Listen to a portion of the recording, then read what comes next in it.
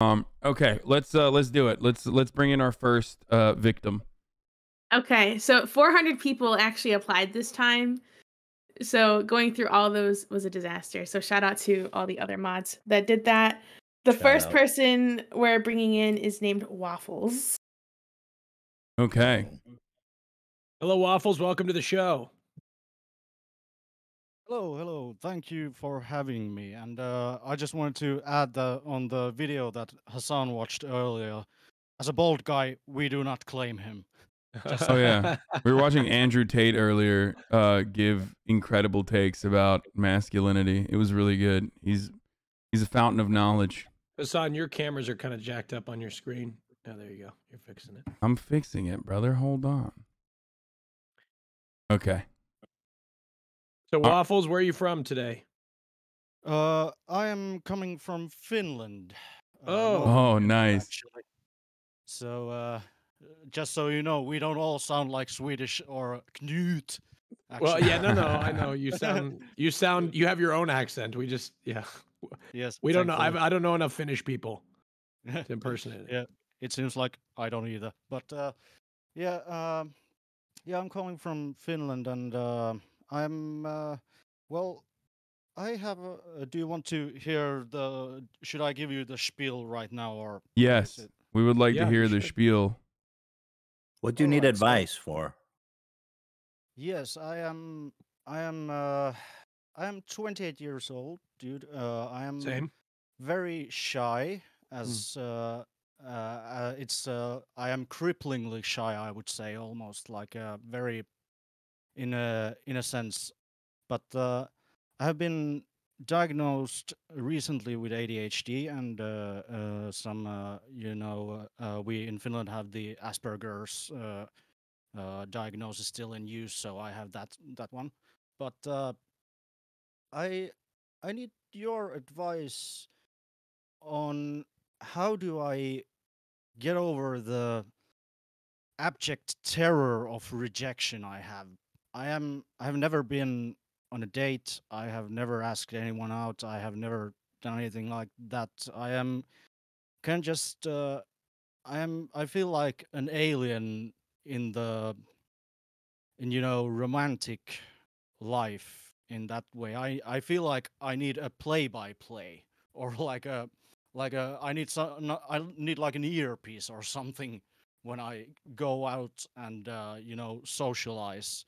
I work fine in small talk and all that shit, but everything else is terrifying to me. Is there?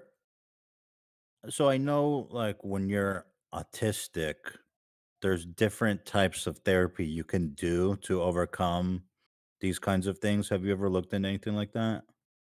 Well, I have been in different types of therapy for over 10 years, going on 12 years in lately this year. So I've done, I usually went to, for many years, I went to a nurse, a psychiatric nurse who we kind of talked about these things, and I've been on action therapy, like cognitive, well, not cognitive, but action-based therapy, like something that where practical therapy for Has a it little has it while.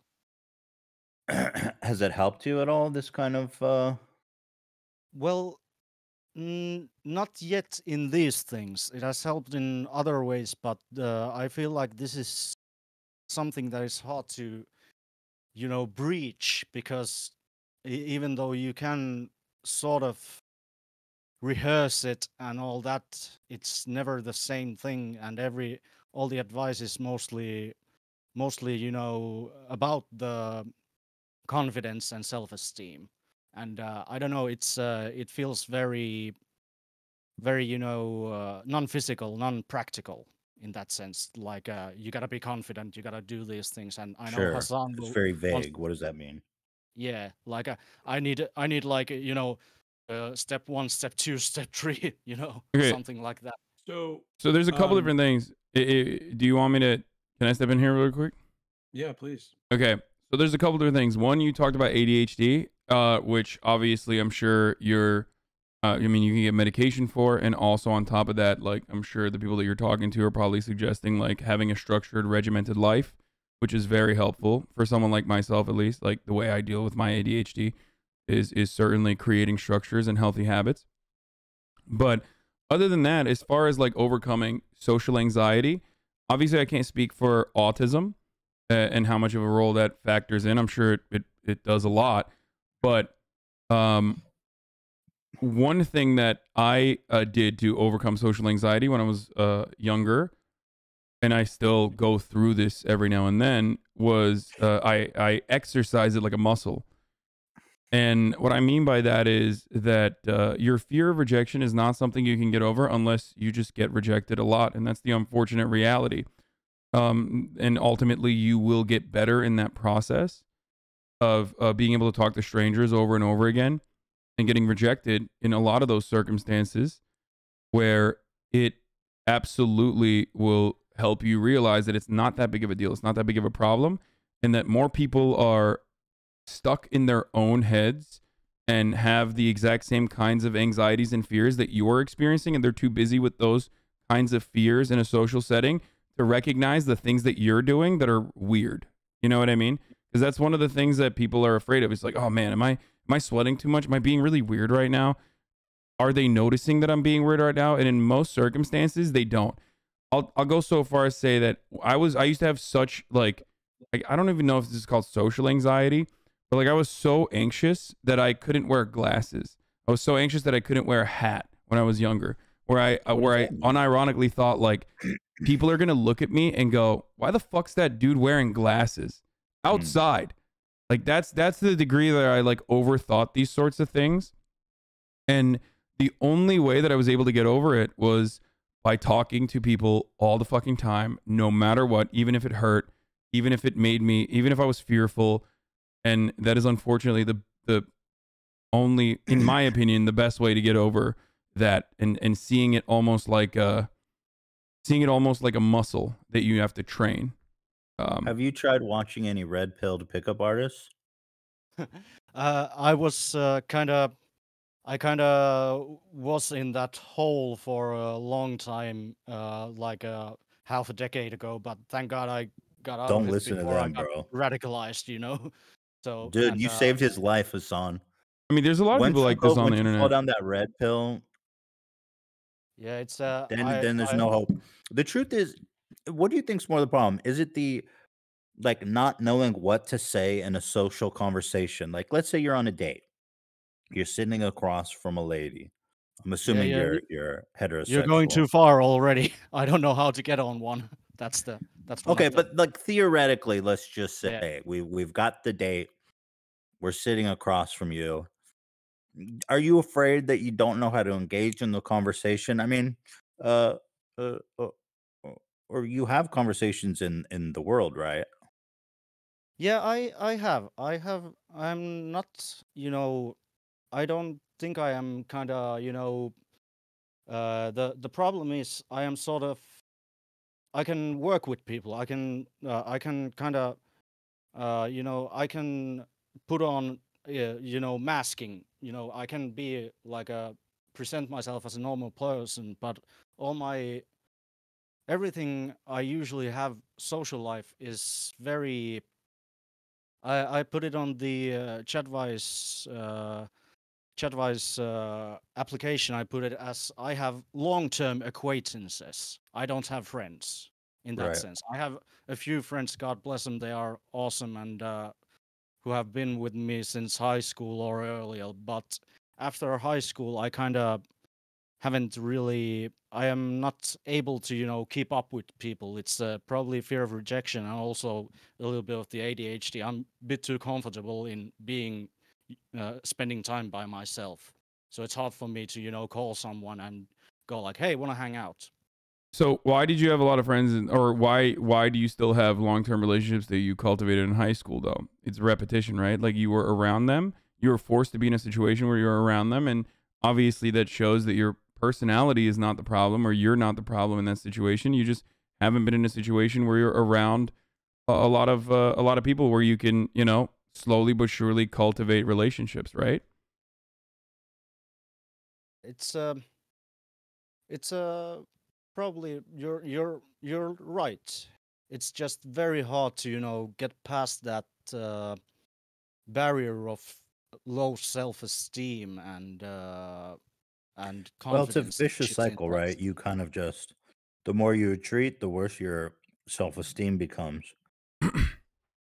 Indeed, indeed, and it's kind of like if I go to a bar and my friend is egging me on to go talk to someone, I'm kind of like I get very paralyzed because I don't know. It's very weird. It's weird thinking that someone would want something from me. It's kind of you gotta convince yourself. Uh, It feels uh, like delusion in that I'll be sense. honest, even me to this day, I still struggle to pick people up in person. Most of my interactions through my life have been through online dating apps, to be honest, and like conversations that started on Tinder or something like that to break the ice. And like, because you almost in person, you kind of, you make you're so vulnerable because you really don't know what's going on the other side. But online in messaging and whatnot, you're able to kind of figure out if it's mutual. With Tinder, it's so easy because they swipe right on you, and it's it's You're also mutual. gay. You're playing on easy mode. You're a good Wait, looking. hey! Excuse me. I mean, it's just It true is though. not You're easy. All right. Look, really look. It's online look, dating apps as a gay man is not easy. Is that what you're about to say? You're about to It's lie. not for Hassan, everybody. Also, Okay, Hassan, not I for didn't say I everybody. was gay. I wasn't. I didn't say I wasn't gay, but I am not gay. So Oh, okay. Well, thank you for that's thank supporting. you for clarifying. Can I Well, ask- yeah, okay. Supporting the Austin. It's good information to know because then, Hassan is right though. Generally speaking, I think being a gay man in particular, I always say I could have a blowjob faster than an Uber Eats order. Like I'm not even shitting you. I could, you go on the app, you can set your settings to what your type is. now and then he's just flexing. boom, populate it. Yeah, and that's kind of interesting thing about that is that I don't know. I've never been very in as a cishet male. I have never been very comfortable expressing any desire or interest in people in that sense because it's the fear of rejection and also the fear of making someone uncomfortable in that sense, and it's kind of those rules are not rules, but those kinds of social cues are very vague, and it's very terrifying in that sense. And it's kind of course, it comes from uh, uh, training, repeating, exercising that muscle. But I'm kind of because I'm starting so late, or if I start now, it would be so late that I'm afraid that it'll all be. Yeah, there's No, no such thing. There's no such thing as too late. And so what I want to go back to is like moments in your life where you were already cultivating successful relationships, even if you were in a really complicated social situation, social setting like high school. So you clearly were able to successfully develop relationships with people around you in a situation like high school where many people haven't. Like, you know what I mean? You already overcame that. You already succeeded in that situation. Going to a bar in a large group setting like that is not for everybody. I would go so far as to say that it is advanced level shit. So don't worry about that at all. Work to your strengths.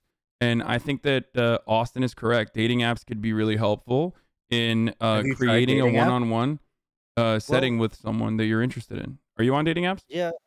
Yeah, I use Tinder, but it's very much like I'm very slow on my moves, so I go like 10 messages and then I either lose interest or don't have anything to say, or I'm too paralyzed to ask anyone out in that sense. Wait, you get so you get matches on Tinder? Oh God. Am I leaking something? No. It's I get some matches, but I'm also, it takes me a lot of effort to just say hi. Dude, you get action on Tinder. You're in the door. Yeah, how would you rate yourself on the hardest thing? Yeah. I mean, for guys to get the match, that's the hard part. Yeah. How do you rate yourself on physical attractiveness, 1 to 10? I am smack dab average. Like a Average is if, all you need, That's bro. all you yeah, need, baby. yeah, if it's like Look at one me. 1 to 10, yeah, it's like 1 to 10. One Who's from 1 better to looking, 10, me or I'm you? a 5. Who's better looking, me or you? You know, I can't answer that fair way. You know, It's It's okay, kinda- bro. You It's, already it's did so- when you said that, bro. no, but it's like Can you no, send a you know, yeah. dude? I You don't- got it. You're getting matches, and you know, Yeah. chatting on the Tinder's a great way to start. I mean, It's how I started. you're not face to face. It's low. It's kind of low stress compared to in person. I would definitely start there, man. Just chat them up, Yeah. dude. Yeah, chat them up. Yeah, And you know it's- what, it's- man? This is what I think. When you're on Tinder and you're like, God, I'm so nervous. I can't, I don't know what to say. I want to ask them out, but I don't know. Just fucking do it. What are they going to say? No? Then who cares? Then they don't want to go out with you, and that's fine. Then you move on. You have to get comfortable with rejection because we all get rejected. Hassan, look at Hassan. He is like All the time. he looks like he's what personifies Chad and like sexiness, and he gets rejected. Look, Hassan's not my type. And very You know what I mean? famously, Like- I mean, you know, if you've been in here long enough, you heard the Cara Delevingne story. Like, there's just like there's a lot of instances like that where people just don't, and we match, and I think like, oh, this is perfect, you know, and then it doesn't. There's nothing that comes out of that, you know, and it happens. It happens to everybody. To Yeah, it's- everybody. I would chat for a little bit, you know, a couple days. If there's some, just that don't ask them out right away. I mean, I've been married for so long now. I've never even used Tinder, but that shit didn't even exist when I was dating. Mm. We all just fucked each other in my friends groups in college. You know what I mean? Everyone just had sex with each other. Quit You just bragging, see, like, dude. who's compatible. But just chat them up for a couple days. If the conversation's still going, just ask them out. I wouldn't ask them out right away. Yeah, no. But the Don't shoot fact from that- the hip. Is it The like fact a- that you're having matches on Tinder is It's you're good, there, really bro. good. Yeah, it's apparently okay. It's just yeah, it's a. May I suggest I- upgrading to Tinder Gold? I gotta try that. You should. probably. I'm serious. Like it gives you more super likes. You can expand your. I'm not even sponsored by Tinder. I just think it's great. If you're hitting the internet market, you know what I mean. I think it's great. I'm not. It's not an Also, ad. I What's he genuinely gonna do? think it's Date a super cool. Norwegian? No, God you never forbid. know, right? The world is your oyster. Why would you limit Well- yourself to Finland? You know what I mean? It's Well, also, have you seen these devices where they just swipe like 100 times a second? So you might want to get one of those as well. yeah. Yeah. I live An auto swipe. the- Yeah, there you go. One problem is that I actually live so kind of like at such a backwoods place that I have probably swiped on everyone. That's the issue. That's another Oh. problem, man. Where you Yeah. live, like I know so many people. Like my friend, he could not get laid in college. We're from Oregon. We went to college in Oregon. He could not get laid, and he moved to Florida. And this guy every night, different girl every night. And I think geographically where you're located has a lot to do with what happens. Yeah, Um, but it's 0%. I mean, you're in Finland, so like obviously it's a little different, but like there's 0% chance that you have like seen every eligible person that you could be interested in being in a relationship with in your proximity. It's Yeah. like physically impossible unless you're in Iceland, in which case they're all your cousins. So GG's on that. Yeah, but you have an app for that. So in Iceland, of course. to know Yeah. that. This is true. There's literally an Wait, application. there's an app in Iceland to Yes. determine whether you're related or You not. think this is a joke, but it's not a joke. Yes. But yeah, I That's want awesome. to kind of I want to before I probably leave the room for other chatters. I wanted to kind of go for that earlier. That kind of is it the because Ethan said that it takes 2 days. Like talk to them for a few days or something. How is it? Because do people go like, hey, want to grab a coffee someday or something? Is it really that only? Is Yes. it like you don't elaborate Yes. anything? It's Yes, literally that simple. It's sort of like, Yeah. hey, do you want to go grab coffee sometime? Yeah. Would you want to go Because grab I would coffee? recommend and for a first date, which would be really nice, is like, hey, let's get go to a nice place where you can get a coffee, go take a walk through a park or something, and just see if you guys, connect in person. Yeah, that's it. I mean, you're really just trying to meet them and see if there's chemistry. You can take them for a meal, you could take them for a coffee, but I think women, or when you're trying to court someone, they like kind of a public setting. They Yes. like when it's not super committal, so it's like they don't feel trapped. So I think the coffee date is a perfect setting to meet someone. I would second Yeah. that. Yeah. I think with eating dates, are a little bit more intimidating. I feel like there's more pressure Yeah. with eating dates. Where with coffee, you can sit and sip your drink and talk, and it's more conversational than a dinner. There's too much going on at a dinner. I think first date, Ethan's correct. Coffee date. Yeah. Yeah, it's a I can see that, and it's just usually I just get into my head so easily in that sense that I kind of start questioning every move so hard that it kind of falls apart before I get to that point. So it's just hard to be You know what's fucked up work is that. these red pills and these pickup artists. You know why they're successful is because there are people like you in the world who are not confident socializing. These pickup artists, they go, we have the answers, right? We tell you what to do and how to say, and it's just a game. That's bullshit. There's no answer. The only answer really is for you to. There's no easy solution here for you. I'm sorry to say. You just got to do it. And if you're looking for like a partner, actually, if you're looking for someone to, build a life with, those red pills, those red pills is a bottomless pit of just pain and self-loathing and confusion. Yeah. Just Yeah. be genuine. The thing is like be thoughtful, listen, be nice, ask questions, be engaged with them. Just be genuinely interested in who they are and you know, try not to talk too much about yourself, I would say. More listen to them and try to engage with them and be interested with them. Yeah. People love And to hear themselves speak. Yeah. it's not necessarily a bad thing. Sometimes when you're nervous and you just want to feel like you're doing conversation, but I think it's good to um let that person know that you're interested, that you're listening, that you're a nice person, and that's pretty much all you can do at the end of Yeah. the day.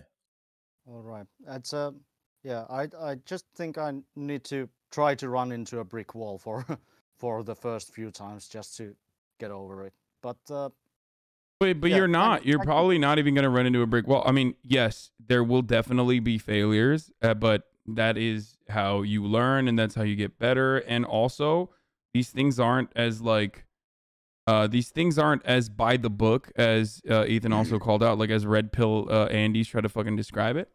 So, um, it might just not be good vibes. You might not actually, you might not actually fit well with that other person. So And all and you can and do is keep trying. don't take rejections personally either. You know what I mean? Don't get in your head about rejection. Don't go down that slippery slope of being like, oh, they don't, it must be something wrong with. No, there's nothing wrong with you. I would venture to say most interactions between people that are going down that romantic road don't work out. That's what I would venture to say. I can speak from personal experience. Most of the time if I were to engage in a discussion like that, most of those haven't gone or materialized into anything. So you have to understand that you're not the only one in that, and it's not a you problem. It's just the human condition. Yeah, it's a you gotta. I think for me it's just hard to be very laissez-faire about it in that sense, and it's very hard to when you're in that moment. It's hard to realize that and Do you uh, talk to a therapist about why you take rejection so hard? Because that's probably something to sort out with the therapist too. well, it's probably very related to the ADHD in that sense. It has been very common for many people to have that problem about rejection being especially painful. A lot of people talk about rejection sensitive dysphoria in that sense, but Hmm. yeah, I don't want to waste your time anymore in that sense. So You're Well, not just wasting remember, it. dude. Just remember, you're gonna fucking die like pretty soon. You know, in the universal scale. So I yeah, mean, none of this that's true. fucking matters. So some random girl rejecting you when you're on your deathbed, you're not even gonna remember her. Yeah. All Not right, but forget your deathbed in like 3 In months. a You're not even week, gonna you're remember gonna her. not remember that at all. And Well, the more you get Yeah, rejected, the more you get rejected, the less important it's going to feel. So take those, this is so cheesy, but take those losses as a lesson and see the positive in that, because you're like, well, I'm Bro. learning. I'm yeah, but Let me learning tell you and I'm developing thick skin. Hang on, I got something for you. The star Betelgeuse is the size of 400 million suns. Have you heard of that star? yeah. You know about Betelgeuse? Betelgeuse. Yes. It's Yes, 400 million suns, bro, and you care about being rejected? Yeah, It's so it's big, dude. but that's just, I know it's cowardice, but what can you Our do? sun No, is you're going not to a coward. explode, bro. In like 6 billion years, our sun is going to explode and engulf the whole fucking galaxy, dude. Your rejection just- will be I- Ethan, you're I giving think him I an will- existential crisis on top I of. think I will go get another drink here, but yeah, but before I leave, I just wanted to say thank you for the mods. They were absolutely great, and how they worked this stuff around and did everything very very clearly. So, Yeah. No, they're great. Thank you guys. Thank you all, and have a good one. But You it's got not this. cowardice. Don't forget, it's not cowardice. It is perfectly natural to feel the feelings that you feel. Stop saying it's cowardice, okay? I would go so far as to say it's simply inexperience, okay? That's it. And the best way to effectively combat that is by gaining experience. So, exposure therapy. You got to fucking overcome it by doing it, and doing it with everyone. Just like talk to people. Force yourself to be more social, even if it's a platonic conversation. You know what I mean? And Oh, for ultimately, sure, you're yeah. just going to get better at talking to people. Thank Yeah, you, I my would- friend. Thank Yeah, you, take care, Waffles. bud. Good luck. Thank you. Bye. I was gonna go pee real quick. I have to pee as well. But you go first, and then we'll wait for the person, and then I'll go pee while you guys are giving you- advice. Hassan, do you have like a time limit on this? Yes, I do. We need to like do this a little bit faster, like because I have. I was gonna ask you because the first one took a really long time. Yeah, but it was good. It was a good, helpful conversation. Just don't get red pilled, guys. That's the worst fate for any man. No, I mean, there's like, I think this process, like, if they're in my Discord, like, they've already moved beyond that. You know what I mean? There's very few people in my Discord like that. There's a lot of people in my Discord and in my community that was at the precipice of that are no longer, that are no longer in that place at all. Approximately how many more people do you want I to don't bring know. on? I mean, I I did have no idea. okay because we have like 20 people. Yeah. Okay. Well, let's just like let's run through them as quickly as possible. Then. Okay, cool.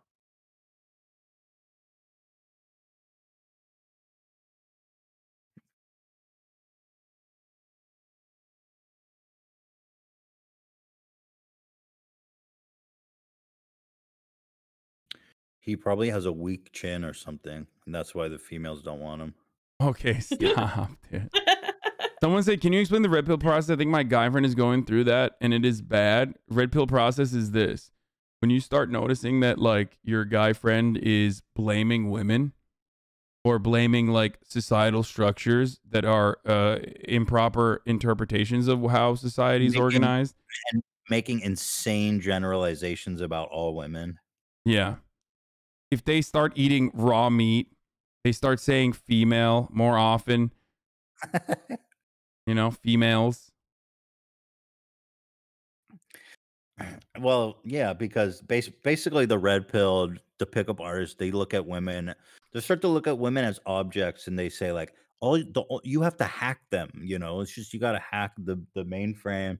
They look at women like they all want the same thing, and they're all basically lots of biological explanations. You start to hear that. Yeah, like just the essentialist attitude about how men and women operate, and it's like super rigid, and you see it in the natural phenomena. It's a natural phenomena that's like reoccurring in interpersonal relationships.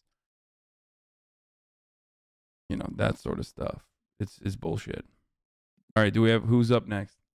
All right, let's bring in the next guest. Okay, the next person is Iggy for mod. Their pronouns are he, him. Hi, Iggy. Hey, can you hear me? We can hear you, What's going Iggy. on, Iggy? Welcome to the show. Cool. Awesome. I want to start this off by saying I'm a huge fan of Ethan. I literally created my YouTube account 8 years ago to add to my favorites the like warm it up, it's a 10 video, because I wanted to show it to all my friends. So like super happy about that. Thanks, bro. And I guess I'm a fan of Austin and Hassan as well. You don't have to mention that, but thank Damn, you. bro. Okay, Yeah, no, it's you don't sick. gotta do that. You don't got to do that. This is like the online version of when people ask for pictures in real life, and then they ask you to get into it because they feel bad. It's all right. who's not getting mod? Iggy for mod. That's who. Okay, how about that? It's literally the only reason it's my name is because I want to be a mod. Wow. Come Okay. on. But I guess if I want to relate to Austin, I'm currently sitting in a closet because I don't want my roommate to hear what I'm about to say. Oh my god! Like Metaphorically, or are we like Yeah. literally also? No, like in a 2x2 closet. Well, let's hear it. Well, let's hear it. Well, this is. Are you embarrassed for your roommate to hear it? Because you are talking to 40,000 plus people right now. Yeah, but I don't know any of these losers. Look, I Yeah. haven't been in a closet for 6 years. Okay. All right, let's hear it. Yeah, and sometimes I wish you went back in. So. Fuck you. So yeah, so I'm about to out myself with something. So I'm 32. I live in Las Vegas, and the reason I'm using my actual like username is because if anyone else has this issue, feel free to message me like on Twitch or Discord. But anyway, so I have HSV2, which is herpes, and a lot of people, we're in a very large community, so 1 in 5 people here. Yeah, 1 in 5. It means maybe you've up gotten to 1 in laid. 3. It does mean I've gotten laid. So basically how I got it was about 6 years ago. I was dating a girl, and she was very upfront about it. And I took my time, to do all the research about, what that would actually mean if I were to contract it, etc. And we used protection for probably 6 months, but I was like pretty sure that this was going to be maybe a future wife or a long-term partner. So I was like, all right, we can just go without protection, and if it happens, it happens, And of course it happened, and then like 2 months after that we broke up, and so I just felt like totally alone in my world. And so now I'm, a single guy. I was 26 at the time, and I'm just like, oh man, I have herpes and this sucks, and now like, my life is over. I'm never going to be able to date anyone. And it took me probably like 2 or 3 years to actually finally go on dates again, because I was so afraid of how to actually disclose it. And since then I've had several partners, and it's never really been a problem with disclosing or anything like that. I feel like I have like a pretty good method of how to disclose, but I actually recently went on a date from someone I matched with online, and it didn't go well, and she was like disgusted by me, and she was like, this was a terrible time to tell me, and blah blah blah. And I was just like, okay, well, that sucks, because I've literally only had like 2 or 3 times that it wasn't a good conversation. Sorry, go ahead. Finish. And so I guess, the three of you have all dated. Hassan and Austin are like regularly sexually active, and so I'm sure this conversation has come up quite a bit. It's also possible that one of you have it, and don't need to obviously express your own health issues or anything like that. But I guess like when it comes to dating, and it's a little tough since you're all men, so it's like maybe we're willing to put our precautions aside because like we want to have sex, obviously, like that's the end goal. But for me, disclosing it to a woman, especially like if it's something that I really want to be with, it almost feels like it's taking me out of dating because I'm just like so nervous of having to deal with that, and the whole like the anxiety of having to deal with that conversation is awful, and it's just such a shitty feeling. Even though like I'm not like I don't have like active herpes, like I have never actually transmitted it to someone as far as I know, and I've actually been with people who have had herpes, like when I've disclosed it to them, which is always kind of a weird conversation because then I'm like, oh, by the way, like I have herpes, and then they're like, oh, I do too, and it's like, were you gonna tell me? Like that's kind of a little bit sussy, but So first of all, yeah, it's just let me just start off by saying thank you for saying I'm sexually active. That was very nice of you. Well, hold on. You excluded me, and I'll say my wife is pregnant. I'm the only one that has physical proof to say, "Hey, I'm sexually active." You guys don't even, you know what I'm Yeah, saying? but Like you guys say, "Oh yeah, I get laid," but I'm the only one that has but evidence of Okay. that. I feel like there's sexually active and then there's married. You know what I mean? I think they're two separate categories. Yeah, I know what he meant. I'm just kidding. Okay. First and foremost, so when I was younger, I had a scare where someone told me that they had it after the fact. Okay. And I was terrified. And so I went to the doctor, I got like tested. But before this process started, I went through the steps of rationalizing like what the problem was with herpes in general. So since then, I think I have a very like open-minded approach to this, and I think you'll understand where I'm coming from, especially as someone with herpes, right? First of all, You have herpes? if you no, but if you, Oh. I did not, but I went through the rationalization process to be like, what if I have it? Like, what if I have it? Like, what is the big problem with it? And what I came to the conclusion was that the stigma associated with it exclusively revolves around the fact that it's a sexually transmitted disease. Because ultimately, you see it all the time. People call it cold sores, right? Like that's herpes. I've had herpes in the sense that I've had shingles. That's herpes, right? It's a form of herpes. But the reason why shingles does not have the same kind of stigma associated with it, and the reason why people don't even realize that like cold sores are fucking quite literally herpes, and don't realize it. And also, one is type 2, one's type 1. Obviously, most people have a type 1, but a lot of people have type 2 as well. Okay? Chickenpox is also herpes. The reason why people don't have that kind of stigma associated with it is because it's not supposedly like about promiscuity. But ultimately, what the fuck is it? It's a zit. Okay? It's like an aggressive zit. That's all this is. So I walked through the steps on my own and realized that like at the end of the day, even if I did have it, which luckily I didn't, but if I did, then it wouldn't be that big of a deal. Type 2 hurts your cock though. Okay, well. It's definitely like it can be an aggressive zit, like you say, but like most people who have herpes, they have one initial outbreak and then they never have it again. But the problem with that is like you are still shedding for the rest of your life, and it's always possible that you can pass that on, which is just kind of shitty because it's like I don't have bumps on my dick, I don't like if I've since my like initial outbreak, like I've never had any flare-ups, I've never had any issues whatsoever. So it's not like a woman's looking at my dick and she's like, it's like covered in like herpes bumps. Like, I don't want to have sex with you. Like, for all intents and purposes, I have a very normal penis, and so it's Isn't not there like isn't there it's not medicine like you can take that like prevents you from passing it to a partner?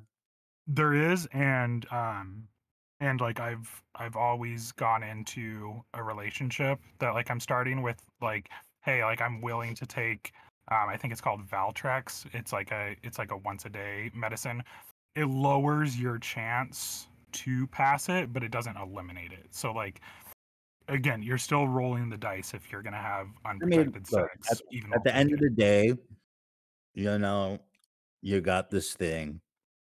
You can't eliminate the stigma, even knowing that it's like a weird cosmetic thing that comes up once in a while. It doesn't really harm anyone. I mean, it doesn't. It's not really harmful to the health in a I think serious it sense. increases the likelihood. Like, I mean, it's like every other thing. It increases the likelihood that you can possibly get cancer, I believe. But there are some complications that come with it, but it's not like the stigma associated with it. It does not match the actual fucking consequences. If that makes sense, because like people are like, "Oh, you're dead. It's over. Your life is over. You're done." No, but I Like what you understand. just described. It's It not makes is not dating hard. at all. It, And it that's how makes I dating felt hard. too when I first like got it, because I was like I like cried about it, and I was like, oh my god, my life is over. And then you start researching it, and it's like literally like the one of the worst things that can happen with it is actually for women, and it's if they were to have an active herpes outbreak while they're giving birth, and they Yeah. can pass it to the child. But it's very rare because you would have to actually like have an active herpes outbreak going on, and then if that were to happen, you know, worst case scenario, they just do a C-section, and it's, you know, not terrible. But Yeah, I mean, obviously I understand that's a whole different conversation. But it's obviously like a worse thing for a woman to have to make the decision about than a man, because like you said, like I think the worst thing that really happens for a man if you have like a habitual bad case of herpes is that, yeah, you might be like more susceptible to cancers, and I think it has some issues with your kidney. So, you know, but I'm not concerned about it, in but truth, the harder part. all you can do is disclose. Disclosing is a very nice thing. I mean, there's psychos out there that don't disclose. I mean, that's crazy. But like, if you're disclosing, you're a good guy. Your partners will appreciate it. I gotta Obviously, pee. I'll be back. some women Go are on. gonna have a negative reaction, like what happened to you recently, and okay, fine, moving on. You know what I mean? That's what it is. I mean, you so you just got to disclose and find the right person who either has herpes already or who, uh understands and is okay taking on that risk. What can you do, you know? Aren't there dating sites for people with genital herpes too? Yeah, I went on one, and it was not a great experience, just because it's like it's almost like, you know, you're lumping yourself into just like one group of people, and it while it's like, I guess it's okay because then you don't have to deal with the whole like situation of like, oh, you know, I'm disclosing and all this kind of stuff. It's like I don't want to have to just like pick from a specific pool of people just because of this. Yeah. Even though So, like, maybe I it would is more helpful. I would you just got to disclose, man. It sucks. It's a shitty situation. You just got to disclose. I guess the question is, how long do you wait, right? Right. Maybe Yeah. it's hard because you feel like, oh well, they're gonna bail if I tell them right away. Well, yeah, that's I guess that was like ultimately like my main question, because it's like I don't want to like lead off with like, hey, like here's my opener, and also like, by the way, I have herpes, so like, you know, do you What? want to still date me? But at the same time, it's like you wait too long, and then are you like betraying someone's trust, or are you like not saying it at the right time? And then like I obviously like always say it way before I'm gonna have sex or anything like that, because, you know, I don't want to be like getting ready to have sex and then be like, hey, by the way, like this is what's up, because that's super disingenuous. Sorry about that. I No, was that's listening. cool. Yeah, no, and I mean, I'm sure Austin has to deal with this, but in a much higher regard. I don't have herpes. I don't have herpes. I haven't I haven't dealt with this in any regard really, but it's very informative. Are you mad at that girl who gave it to you? Yeah, sometimes, but like at the same time, it was my decision to have unprotected sex with her because that's the male.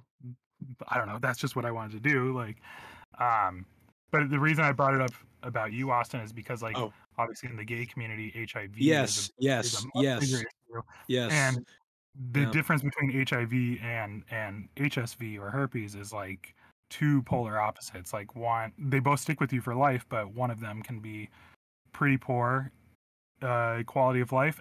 But I mean, they've made a huge medical advances, like where a lot of gay men live with HIV, and it's not really a big deal to their Right. lives.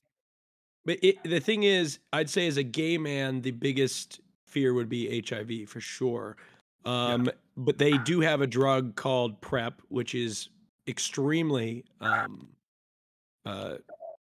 successful at preventing HIV infection, from what I understand. But all STDs are a fear, of course. You just have to practice safe sex and communicate well with your partner, which I think you're doing the right thing. It's just a matter of finding the right people. And I really look down on that girl who reacted the way she did. Yeah, I mean, Like, that's just fucked yeah, up. like what? Should I have told you after we had sex? You know what I mean? Like, would that have been a better time? Well, can I pry a little bit? Like, how long were you guys dating before you told her? Oh, we went on 3 dates, and then like I was pretty sure that we were out, like getting ice cream, and like I was pretty sure we were gonna go back to my house and have sex, and I was like, hey, by the way, like before we head to my house, like this is the right time to disclose. I never like to disclose like anywhere close to like the actual, act of sex is gonna be happening because I feel like that's disingenuous. But yeah, it was basically like I told her, and then she was like, yeah, fuck this, and that's disgusting. And so yeah, sucked. But if she was like that about that, then, like it would suck about other things too. So Bro, I you're a wouldn't let G. that Don't worry about it. She wasn't the right Yeah, person. Who cares? You know what I mean? you did the right thing. It sucks she reacted that way. I wouldn't let it discourage you from just keep doing your thing. I mean, she should have been like, thanks for telling me, Damn. I mean, she's kind of like, did you a favor. She's not a good partner. Yeah, anyone who reacts that way when you are, you're doing the right thing, anyone who reacts that way obviously is not like the greatest person, you know what I mean? Or technically she might not have she might have never Yeah. like the reality is like she statistically speaking, if she's active sexually, she's probably been with people that literally have herpes and have not told her. You know what I mean? So she probably has herpes. So you're doing the right thing, and if her reaction is that way, then she's obviously not put a lot of thought into it, or she's like not a very nice person. So either way, you dodged a bullet. yeah, I agree. I appreciate it, guys. Thank you so much for. You're doing the right thing. Yeah, you're doing the right thing. Thanks. You guys are awesome too. I Yeah, appreciate take care and hope you get Thanks, out of bro. that closet. I sure did. it. I'm gonna leave right now. Yeah. All right. Come cool. now. All right. Go. I'm coming now. Love that guy. That guy was such a good dude. Especially, I knew I liked him when he said he was a fan of me, and then I was like, wow, this guy. Yeah, really... you're like, this guy. He's got a good head on his shoulders. Ethan, are you in a closet too? No, I'm in a basement. Oh. That's like super gay. I'm not in a closet. I'm in a fucking basement, bro. A basement closet. I just see a bunch of clothes behind you. Is that the closet there? Or is it just wardrobe or something? We have a bunch of Teddy Fresh. Oh, I see. And proto samples and stuff down here. I see. Gotcha. Sorry, I'm gonna eat. Is that okay? That's okay. I'll let it slide. Okay. Yeah, of course. Yeah. The next person is Booyah. The pronouns are he, him. Bro, are you eating a Subway sandwich right now? Mm-hmm. Disastrous, dude. Like, at least And get like Jersey. And it's wheat bread. Oh God, get Jersey Mike's or something, dude. What are you doing? I like the calorie count on it. What is it? 500? Veggies. It's like real low on calories. What do you got? What sauce you got in there? Mayo, ranch? Just mayo. Okay. Well, hey. What is it? What is it? 500 calories? How much is it? It's 500 calories for the and mayo. also I get no cheese. Oh, So there you go. yeah, Okay. maybe 600 calories. You're making sacrifices. Yeah, it's not bad. I mean, I you're love right about mayo. that. I love mayo. Let's All see. right. Is that a Who do 12 we inch? got? Who do we got on the docket next? Yeah, Booyah. probably. Booyah. What's good, Hi, everyone. Booyah? How are you? Good. How are you, I'm Booyah? good. How are you, Booyah? I'm fine. So I'm sorry, but it's a combination of factors for me that it's really late here, and I'm a bit excited. And my primary language is not English, so my English is probably not going to be really good. Where are you from? I'm from Italy, but right now Ah. I'm in Denmark. Ah, I love I Italy. actually- I just went there Nice. this summer. I was in Rome and Florence. Yeah, I know. Oh, oh. Spoken like a Because real I- Italian. I've That's already right, heard you that's talking right, I about it. forgot. Bro, we he went out said to it. dinner. He said it like you just like were all over Italy. Like you were fucking Italy up. Yeah, I know. And we know you were here. Yeah. I Everyone was about to knows. say that I actually accept a bit of Italophobia, so Oh, it's the most unacceptable thing, I think. Freedophobia. Well, what brings you on here today, sir? okay. So my issue is like a bit similar to the one that the first guy had.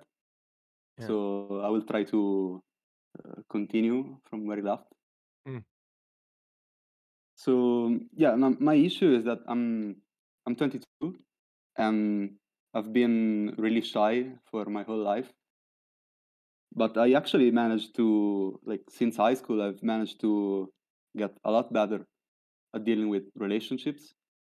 But I only managed to get better with, let's say, friendships, like to get comfortable with people as friends. Mhm. But I never managed to get intimate with girls. I'm straight, and I never had any sexual like encounter with girls. That's okay. And so I don't know. They told me to get. Are you looking to give have you guys- sexual encounter? Oh, sorry. Yeah, I am. Okay. What's And your goal? I don't know. It's like the weird thing for me is that I always thought, oh, okay, my shyness, is getting better. So maybe I don't know. Maybe when I go to college, this issue will get solved. But it didn't get solved, And then I said, oh, maybe when I get to another country, when I get to the big city, went to Copenhagen, maybe it will get solved, but it didn't. And so, yeah, I'm in a situation right now where like all my friends have already had sex, and I'm the only one. When we have conversation, I never know what to say. It feels really weird. Well, you shouldn't have friends, first of all, that put that expectation. It's not a. Yeah, you shouldn't have any friends at all. That's right. Austin's right. No, just but like your friends shouldn't put on like. Yeah, who what the cares? fuck? It's Yeah, not their- wait. what are they, You haven't gay? disclosed your status I mean- to your friends? Like they don't know you're a virgin? No, they know, but like it's one of those things that they know, but it's like weird both for me and both for them to talk about. How old are you? I'm 22. Okay. I didn't lose my virginity until I was 21. I mean, Yeah, I lost it when I was 18. I lost Yeah. mine when I was 20. I know that where it's do you like, go to? Yeah, sorry. Where do you go to? Do you go? Where do you go to pursue women? Do you do it online? Do you go out to bars? Where does the trouble come up? I mean, I try both. I actually had like a couple of questions regarding this.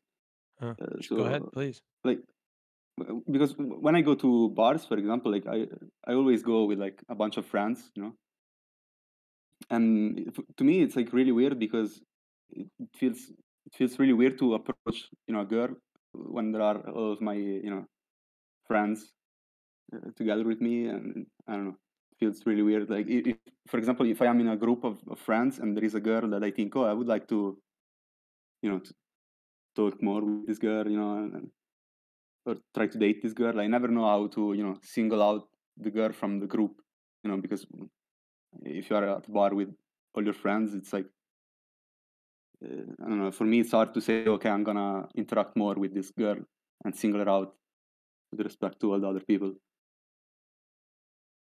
Don't you just talk to her and see if there's like chemistry?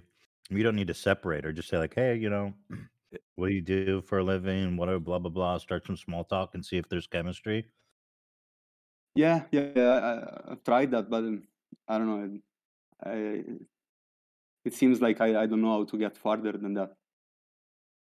Yeah, I just thought of a strategy. Okay, I'm shooting from the hip here. Ethan, Hassan, put me in my Doesn't place. include date rape drug, does it? No, no, it does not.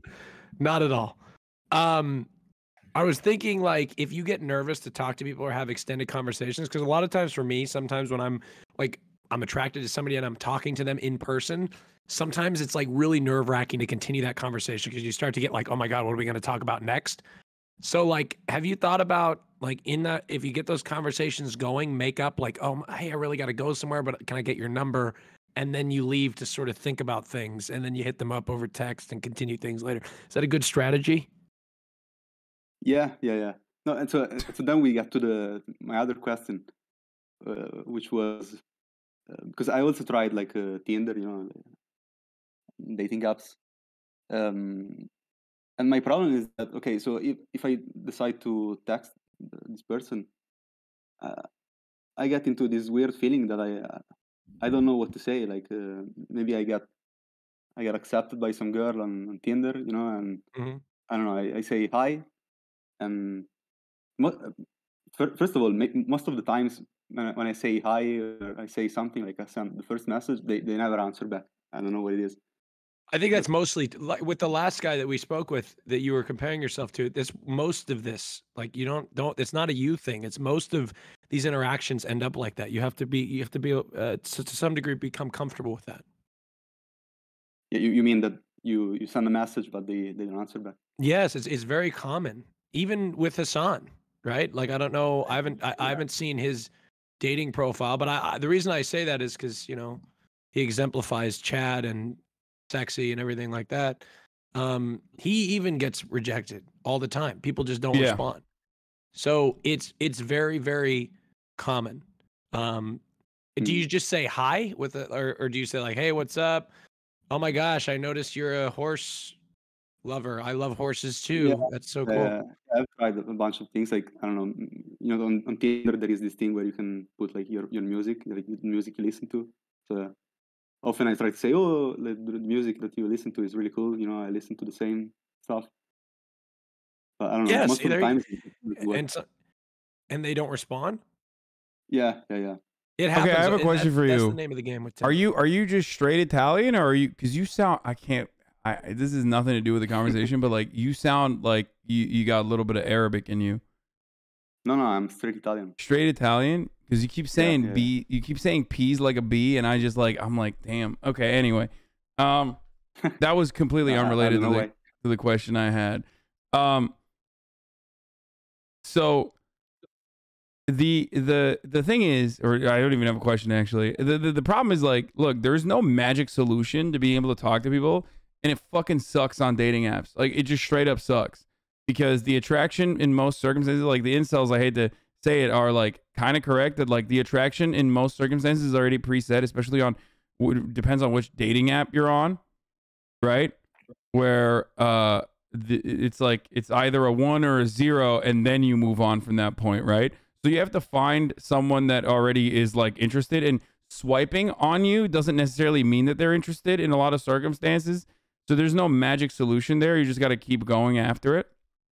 But once again, and we've already said this to the first guy as well, like being in a bar setting is not going to help if you are trying to, if you have like a little bit of social anxiety, and if you're trying to overcome that and you're trying to talk to people, like a bar setting is not great. It's not. That's like you can move on to that setting later down when you have more experience, but like certainly the best scenario is going to be just a one-on-one type of date. And do you have a problem getting to that situation as well on dating apps? Is that what you're saying? I mean, it never happened, but I think that if it happened, if it came to actually, you know, going to the bar with a girl. I think at that point I would be quite good, but the problem is that I cannot make this jump on dating apps. Do you ask? Yeah, I've tried like a couple of times. Maybe there is the problem. I don't know. Like after a couple of messages, just saying, "Oh, do you wanna go hang out at the bar or something so we can talk face to face?" But that couple of times that I tried that, I always got. How many you say it times did you just- say you've tried? Be honest. Yeah. And do you say it just like It that? actually 2 times I tried that. Well, 2 You times. tried Did you 2 say times, it, brother. What are you doing? That's 2. hey, do you want to go out to a bar and talk face to face? Yeah. Listen, I'm gonna give you an example from my life here that's not completely related to relationships. Okay, when I first started broadcasting, I was dog shit. Okay, I couldn't even string 2 fucking sentences together. I was really insecure. I could write well, so I decided I'm gonna write on a teleprompter and then do my broadcasting that way. If I had stopped after 2 fucking videos because everyone was like, "Dude, you absolutely suck. You absolutely suck," then I would not be here right now. I would not be doing this. You got to keep trying. Like 2 is nothing. You know, that's not even a thing. Like you don't even know if you're good or bad at texting people or even like getting dates. If you've only been rejected twice after trying twice, like that's crazy. Just fire them off. You know, Yeah, You're I know. still But getting if I got like 30 swipes per day, you know, like girls accepting me, then it would be cool, you know, because I could try a lot of times. But I get one every, I don't know, 2 weeks. You're not matching a lot. Yeah. How picky are you? Have you had people reach out to you that you didn't respond to? Does Amaranth want to get in on this? Sorry, by the way. No, I mean, I think she wants to talk as well. I don't know. I'm seeing her in the chat. We can bring her in if she wants to. Sorry. Amaranth, what a queen. I'm not that picky. Like I started doing like the Ethan's trick. I don't remember which video it was, but the trick of just swiping, you know, yes for everyone. So So you I'm not swipe that yes picky. on everyone, you get a few matches a month, Yeah. and they don't respond. Now I'm also like in a big city, you know, Copenhagen. I mean, it's not that big, but it's like still 1 million people. So You're Maybe also you gotta work exotic on as fuck, dude. You have a major advantage. You have a built-in advantage being from Italy, in Copenhagen. It seems like you're not getting enough matches, so you got to work on your profile a little bit. Yeah, I was Do going you to say think that. Do you work on your profile at all? no, I have to admit I'm really bad at like all the stuff about taking picture and stuff like that. Well, there's See, the that's problem. that's the problem. Yeah, my Tinder profile was atrocious. Like, straight guys are notoriously bad at taking Tinder pictures, I think. So, I would definitely work on that, enhancing your profile. Get a better photo, change the description, try that for a week, see if you get more matches. Get a really nice I don't photo of know. yourself. Like I do take a good picture. Like I don't even know how to do that, honestly. Take one right now. You don't have to. Sorry, I didn't want to. I mean, dude, listen, that is going to be a little lame, but you're going to have to suck it up and you're going to have to get your friends to take photos of you sometimes, okay? Sometimes you need the homies to take a photo of you staring off pensively into the fucking distance, okay? It's just going to happen. It's just a part of life. It's a part of living in 2022, living in the modern era, living in an era where you got dating apps. You know, everybody does it. There's nothing you can do about it. You got all types of different like cool environments that you go to probably on a daily basis. Just fucking stare off into the distance and make them snap like 100 pics. One of them's going to be good, okay? So You want to say hi? you must do that. That is a must, okay? How would you describe your friends, by the way? Are these like broy bros that like, they like clown on you for being a virgin, or like, are those the type of friends we're talking about? No. They're not. I mean, I think I am the first one who, you know, I clown on myself a lot for this issue. But Hello. hi, Ila. Hi. Chat's going crazy right now. I'm going to pop any minute. Show the profile again. Wow. That's great. Congratulations. Stay up. Listen, this is why So- this is Loki. This is why I invited Ethan on, because I'm like, nobody listens to my advice, but they're like, you already have street cred. You know what I mean? I got a pregnant wife, dude. Yeah, exactly. Well, dude, I don't know what to say. It's a game of numbers. If you're not getting matches, you gotta. How are you? How would you rate yourself on a scale of 1 to 10 on attractiveness? I don't know. I think I'm pretty middle. I don't know, middle of the scale. You want to Okay. have him compare him to you Or again? everybody says that. Are you more attractive than me or no? No, I think we are more or less the same. I'm your younger version. More or less the same. So your prospects are looking pretty bad, dude. Get the fuck out of here. Oh no. Okay. You got a no. nice haircut. You groom, and you got like a nice haircut. You groomed. Are you fit?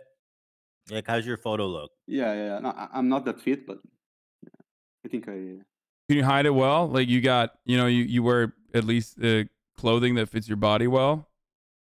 I don't know. I think I'm starting to do that. Like there was a point in my life where I didn't give a fuck about clothing and stuff, but now I am starting to getting better. I think. Damn, bro, Do you you're enjoy- Italian. do you Come enjoy on, you work- gotta flex that fucking. You gotta flex that fashion, dude. You go- I don't think I have one singular like piece of Italian.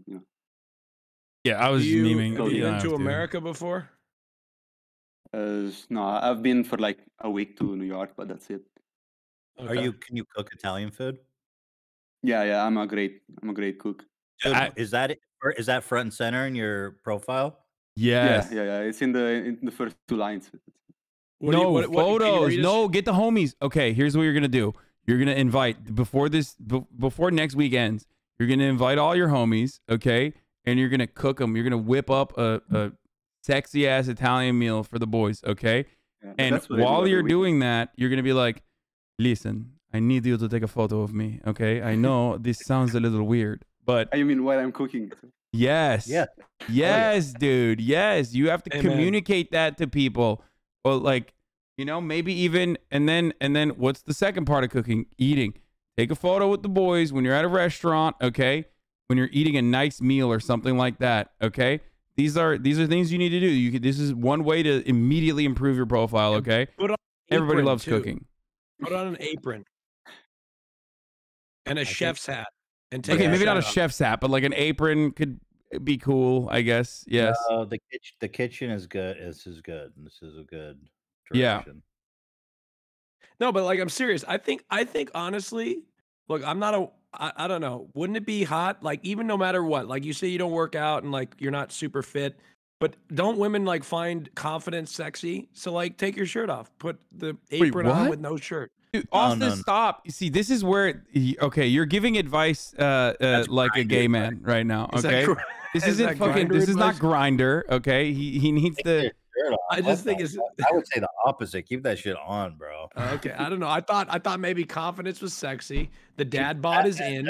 all the girls in the chat said no collectively as Austin was saying his I mean, things. I'm not that out of shape, but I don't have a six-pack neither, so I don't think it will work. No, you don't. No, shirtless photos are Alright, like Forget it. that's Forget it, very whatever. tricky. Shirtless photos on your dating profile is very very tricky. Even if you're shredded, a shirtless photo on your dating profile is tricky because like then you're basically signaling to people that like you're I've done it that before. guy. Okay, well, Austin, you- you are you- literally you're gay. Of course you have to have a shirtless photo in your profile, dude. What the fuck That's are we true. talking about? that's true. You can't even be competitive if you don't have a shirtless photo. That's in your that's profile. crazy. Like That's just how you enter the game right there. yes, Anyway, this sorry. is entirely Forget what I different said. Keep playing your shirt field. on. Keep your shirt on. Yeah. Okay. Okay, but Anyway, so you're if I can ask the last question, maybe. Yeah. You're only 22. It's like you're not. You shouldn't be panicking yet. You know.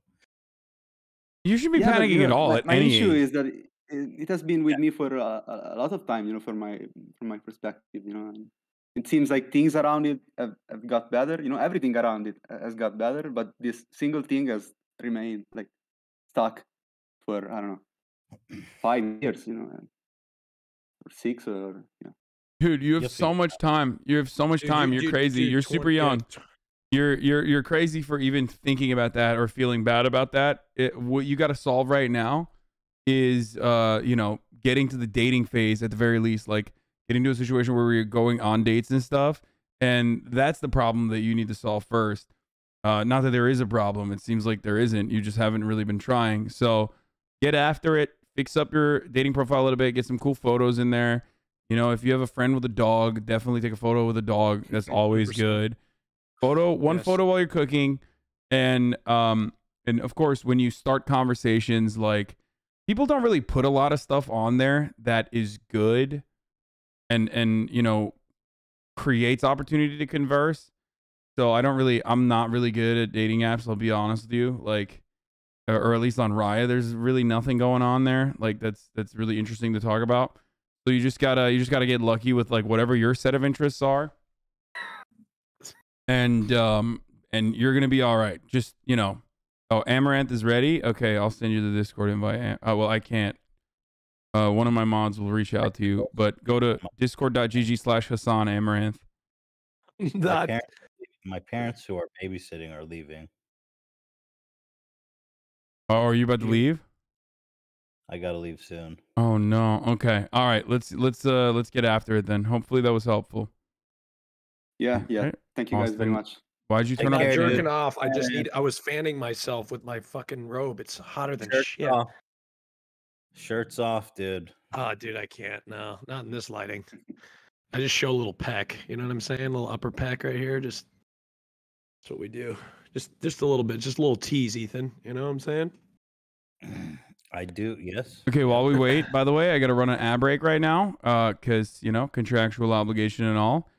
Ladies and gentlemen, you already know, top of the hour ad break. You can subscribe for $5 or for free with the Twitch Prime in order to avoid those ads while we wait for the next person. Okay. Here's the 1 minute ad break now. Okay. Who's next? The next person's Lamar. Amaranth has access to just click on the stream voice channel if she wants to join. Amaranth, you have been granted streamer permission, so you just need to get onto the voice channel. Yeah, just click on the stream voice channel, and you'll be in here.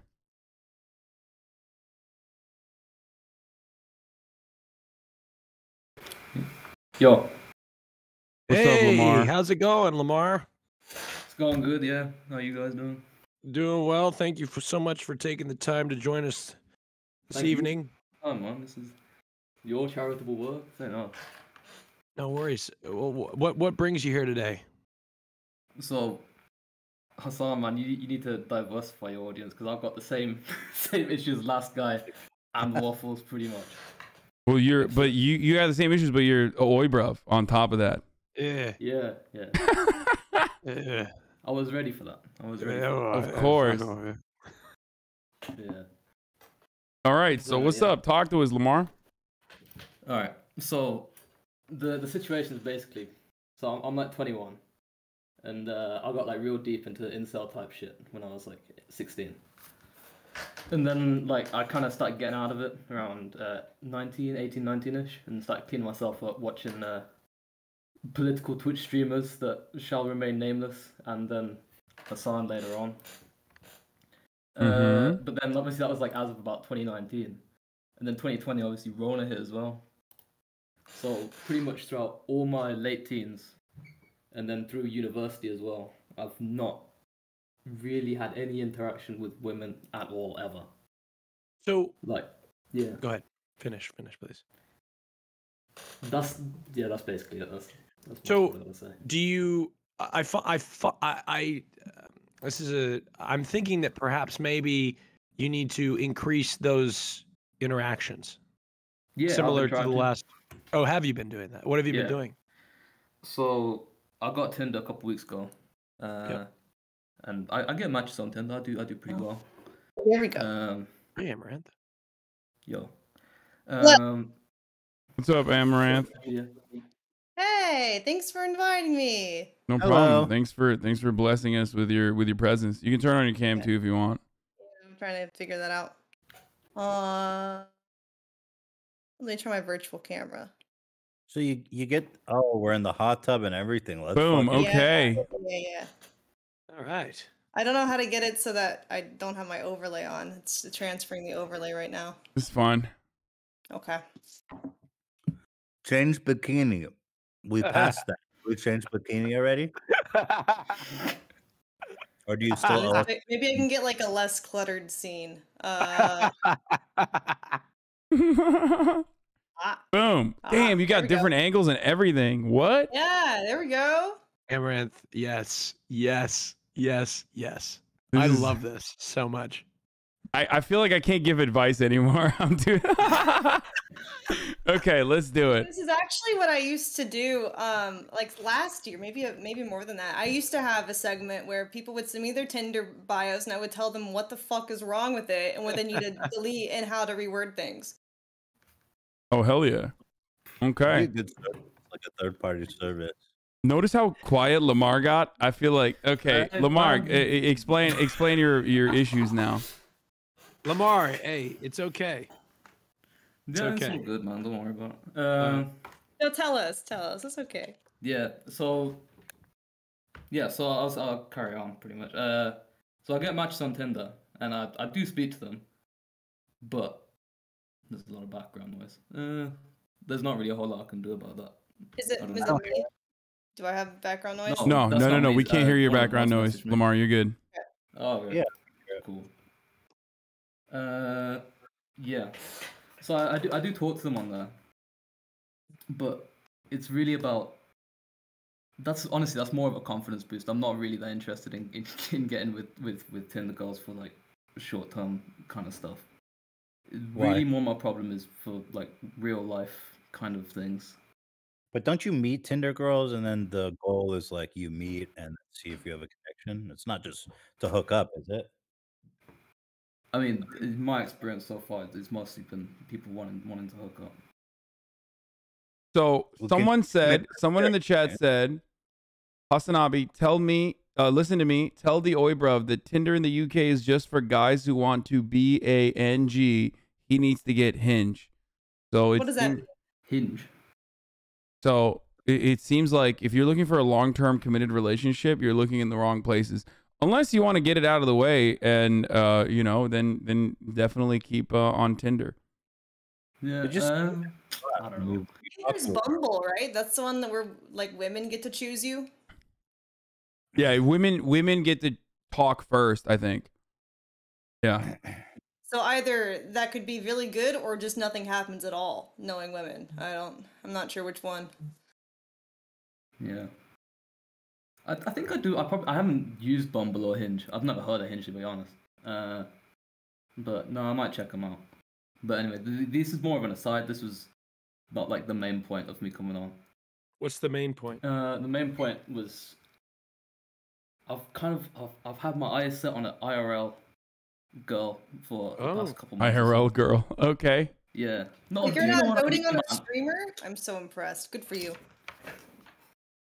What? didn't say that. So man. tell us about this bird, mate. All right. So I work from home doing like software development stuff, and at lunchtime I go out and get coffee and all this kind of typical shit. I don't really know. And yeah, the woman who serves me coffee she's mighty fine, and Yeah. she seems relatively into me as well. Like not 100% sure, but like 60-ish% sure, but I'm not entirely sure how to go about it. What sort of things does she do that leads you to believe she's into you? Well, we And, have, and like, Amaranth, maybe you could help with this. Yeah, definitely. I'm gonna be honest, bro. It's just because we talk. There's not really that much else to it. Her So job. I could just be dead wrong. Like That's she'll what I was gonna serve me say. You coffee got to and be then careful in stop those. and talk for a while. You got to be careful in those situations because, as Amaranth says, her job is to, to talk to you. No, but like it's not like a sit-down restaurant. It's like she's got other people waiting to serve. It's like I'm getting coffee and leaving, but she'll stop and talk. Right, for but a it can be dangerous because if she picks up the vibe that you're kind of into her, she's gonna ham it up a little bit so you give her a tip. Well, they True. don't. Tipping But tipping tipping don't really culture tip in doesn't the UK. exist. Yeah, it doesn't Does exist it? like that. No. No, Oh, I've never okay. tipped her in my life. I mean, what's there to lose? You say, hey, you know what? Maybe it's just me, but I don't know. Maybe we could talk outside the coffee shop. Yeah. Yeah. That's it. That There's is no- the running plan, but I If don't she know about the says no, phrasing. then you fucking go to a different coffee Because shop. she could find that creepy if you word it like that. Yeah. She'd be Okay, like, what do you creepy. mean? Like a back alley or like I would maybe get her number. How about that? Can I get your number? one? Yeah. There you go. If she's into you, she'll say yes, and if she's not, she'll say no. And Or then be she'll choose say like- one. yes and give you a fake number. Maybe That's like, I'm true. You looking have to for a watch out proper for that. shagging, bro. That's what you should say to her. What matters? Sorry. But she'll just You have to go lie on. and tell you she has a boyfriend if she's not into you. Yeah. So It's fine. You just go to a different coffee shop and be embarrassed for a few days and move on. yeah, Lamar, I think look, I think you need to ask her number. Find in the hey, as you're leaving, right? That's always the best thing because you want to have like it's the end of the conversation. Like, hey, I gotta go run to whatever you do on a daily basis. Hey, I gotta go run. Can I get your number real quick? I feel like we could, I don't know what Yeah. else to say after that, but just hey, can I get your number? Get her number and see if she gives it to you. Cool. If not, then cool. And then you know. Exactly. Just, you could just even qualify it by saying something along the lines of like, I could be totally off base here, but I and feel free to tell me if that's the case. But, I think we got a good thing going on. 'Cause Yeah, people, and then the ask advice for her I've got number. People in real life is not to deep it like that and be like, Like I'm it, into you, you're into me, and honest, just try and let- keep it casual. let's be honest. It doesn't matter what you say. If she's interested, she's gonna give you the number. Mhm. You're figuring out like, oh, I gotta say it this way. I gotta say it this way. It doesn't really matter. Like you guys have some rapport. She already knows if she's interested in you or not. Let's be honest. So it doesn't really just say whatever you think sounds good in your head, and she'll say yes or no, and then E- Ethan, Ethan, That's- dude, you're so right.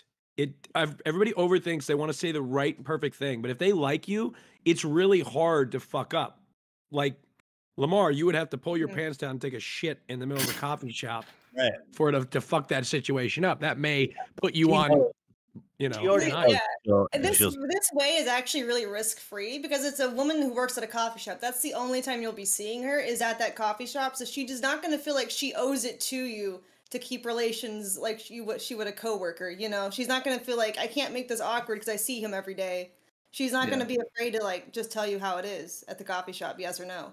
Yeah, a lot of people in the chat are suggesting that you give her your number. That way, like, she can make the decision. But you have to remember, like, if she doesn't text you and if she doesn't use that number, then it's GG's. You know what I mean? Like, don't be weird about it. That's a And lot, that one's.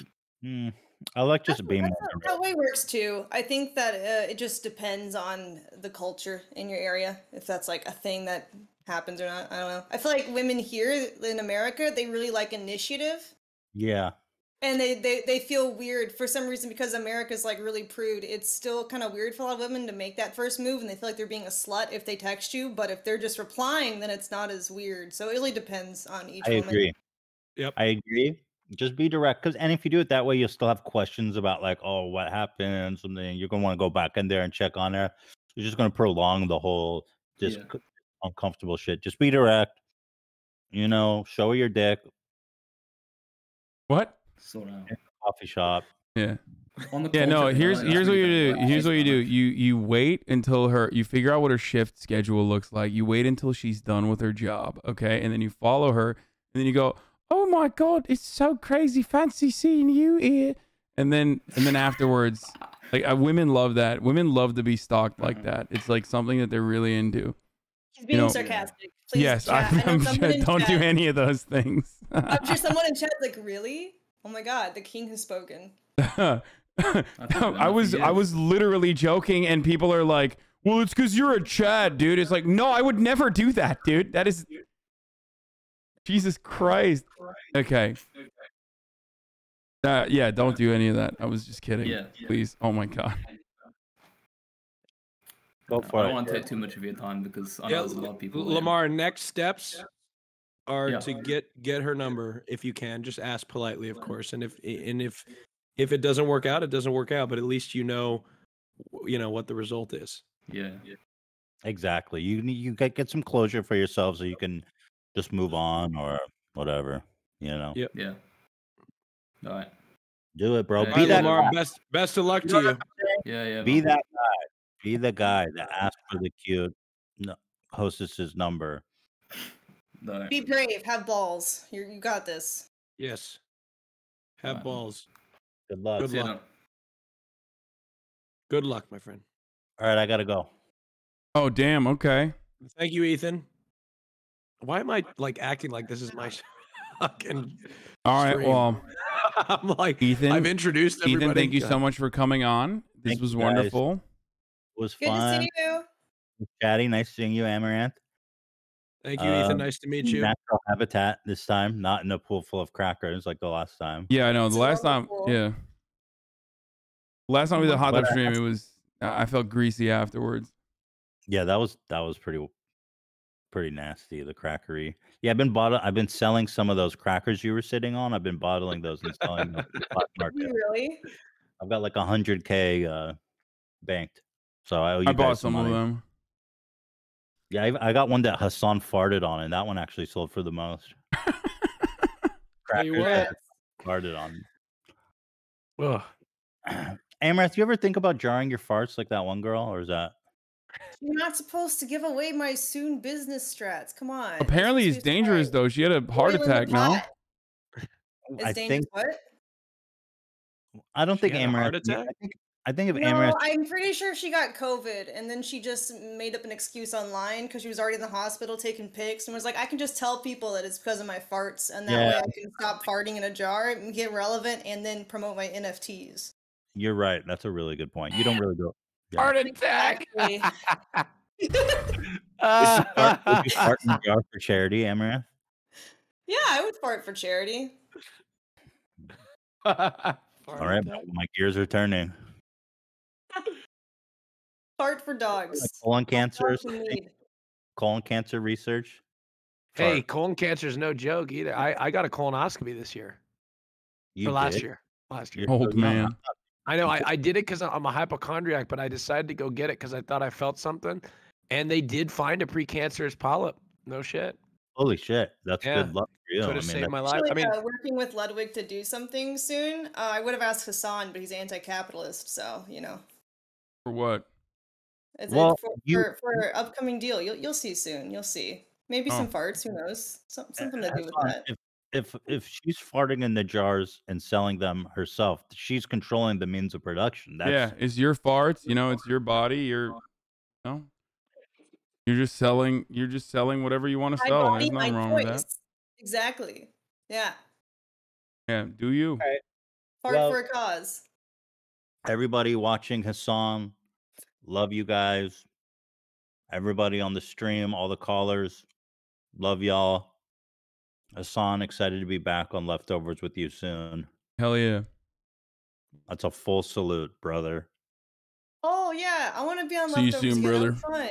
I'll be in LA either late this month or next month. So Are you buying a house or something in LA? I'm trying to figure it out. Still, I was gonna buy. she's Rihanna buying cars. Los Angeles. She's the I'm buying Los wealthiest woman on Angeles. He's gonna buy another Yeah. gas station and live in the gas station. But that would be content. Yeah. Free Slurpees for everyone who comes to visit me. All right. Well, I don't know if you want people visiting. Take care. Love y'all. See you. All right. I gotta piss like a racehorse. Hold on. Again? All right. I've drank 40 ounces of liquid. I mean, I have to pee too. But yeah, let's bring in the next person because like we don't have a lot of time here. I can Okay. chat. The next person's Explosion Lord. Their pronouns are he, him. Great name right after the fart combo. Welcome. What's up, Explosion Lord? Hello. Does this microphone work? I guess so. What does Essane main simp mean? Oh, it's. Do I have to say it? I guess. Fucking hell. It's fine. Nah, don't mind it. Okay. Let's continue. So what seems to be the problem? Okay. Hello everyone. I'm Explosion Lord. Currently 20-year-old university student. Basically the thing is I want to get in either, I don't know, like a relationship or like just anything. However, I have no clue regarding talking to women beyond basic platonic study, hobby, society stuff. Since I talk with them the same way I talk with the other dudes. That's good. That's not a bad thing. Yeah, that's actually Yeah. preferred. Women don't like it when you talk to them differently. Yeah. Also, Just talk to them like they're a do- human. Good job. Proud of you. Yeah. No. Yeah. Of course. Also, it doesn't help that I think it doesn't help that in real life, I don't get like when I'm in the flesh in person. I don't get honestly. I don't. I don't get aroused. I don't even get. I don't get aroused. I don't get attracted to any 3D women at all, and I intentionally try to distance myself from all sexual thoughts and feelings when it comes to real women in real life. Oh, so are you saying you're not attracted to women? I think I'm misunderstanding. The thing is, the thing is, I do, but it's like, but it like if I'm like thinking, like if I'm alone or if I'm like browsing internet, if I'm in real life, I like turn it off. So I'm like when you see me said, oh, that's Explosion Lord, the average university student. Also, though the main problem is that like I have should I say this? I have a deep mistrust of women in general. I'm sorry, but I can't help it. Where do you think that comes from? What was in your childhood that made you snap, you think? I don't know. Can we get Dr. It's K on like the call? I was actually pretty normal like during my first year in university, but then I think during 2020 it like when I was like stuck in my house. Actually, even before that. Were you ever Like, just cheated before. on? Huh? Were you ever cheated on? No comment. No. That's a yes. But no comment. That's No, why no. he doesn't trust women. Okay. That's No, okay. It happens. So wait, what do you mean when you're in public? So are you sexually attracted to women? Because you just might be ace or asexual. You know what I mean? Like that is a thing. You know? Do you just like 2D women?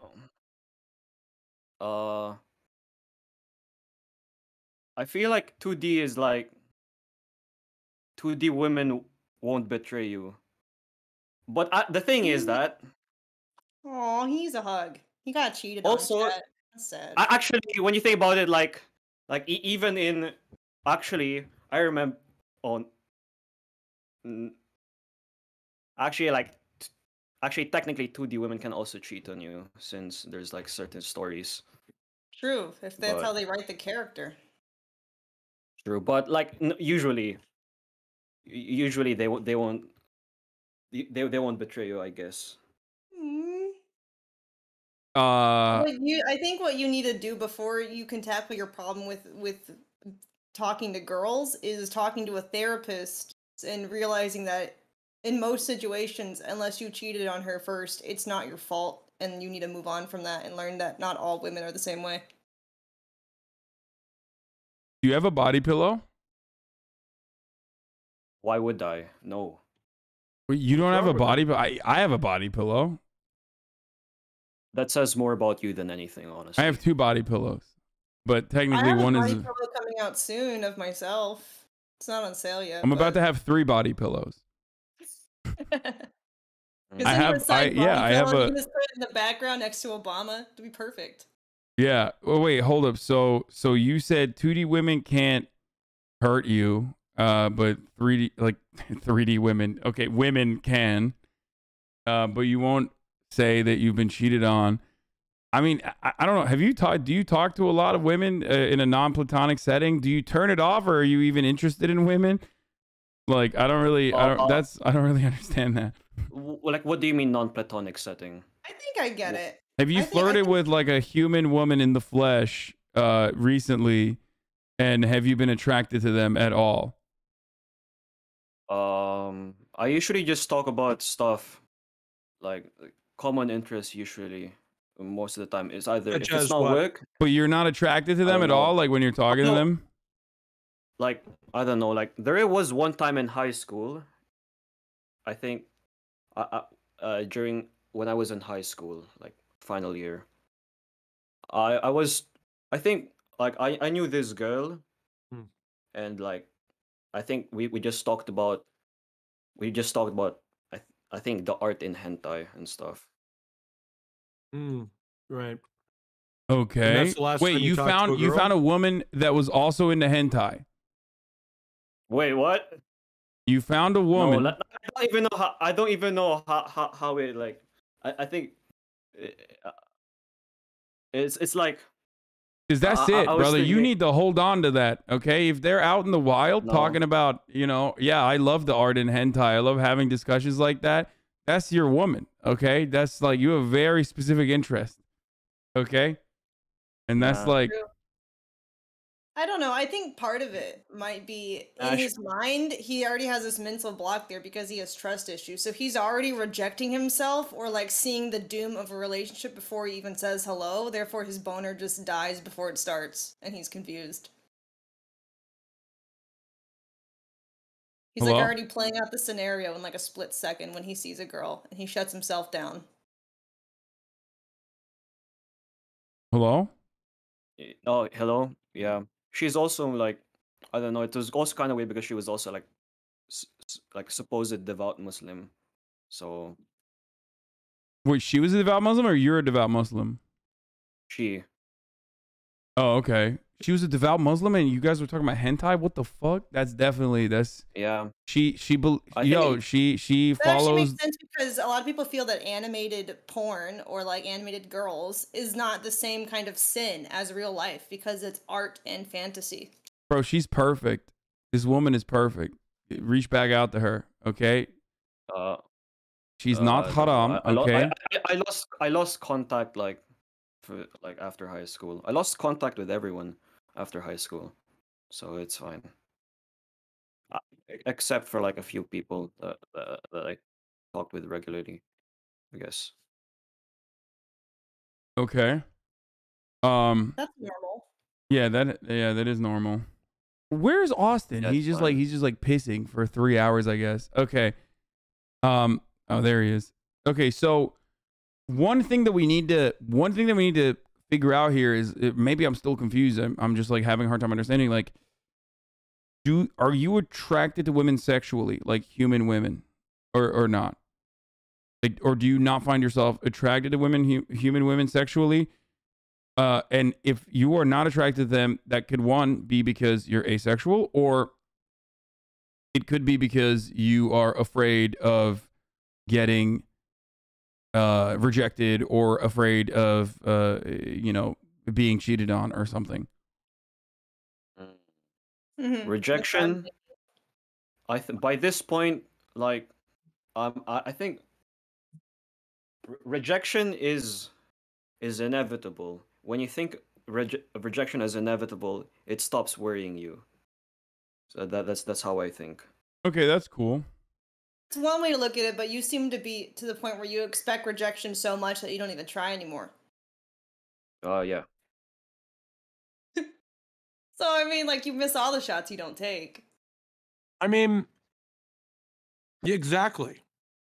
You know, I mean, you can't live in this world where you expect things to happen when you don't do. You know what I mean? You're going to get rejected. Of course we will. No, I think it what is you're life. looking at is rejection as this horrible thing, but really what you should be looking at is just you're narrowing the list of potential people you could have a relationship with, and you're just getting that much closer to figuring out who. Look, this is the way I think of it, my friend. When I walk down this, think about when you walk down the street, right? And you're just observing humans. Think about how often does it happen that you're like, whoa, did you see that person? Like, you know what I mean? Think about that. it is difficult to find compatibility. That is the human condition. Compatibility is a challenge to find, and it's no coincidence that these sorts of things are incredibly relatable to everybody because we all face these challenges. So my response to you in your situation would be, is you can't give up, you can't quit, don't get jaded with the process. I mean, that person is out there for you, I promise you. Well, this world.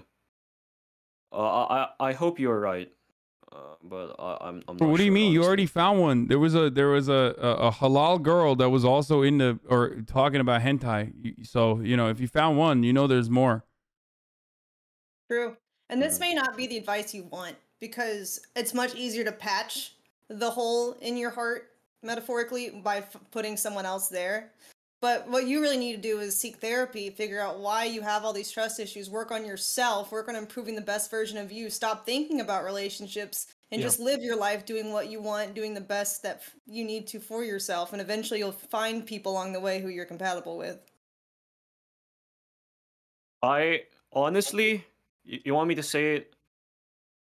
I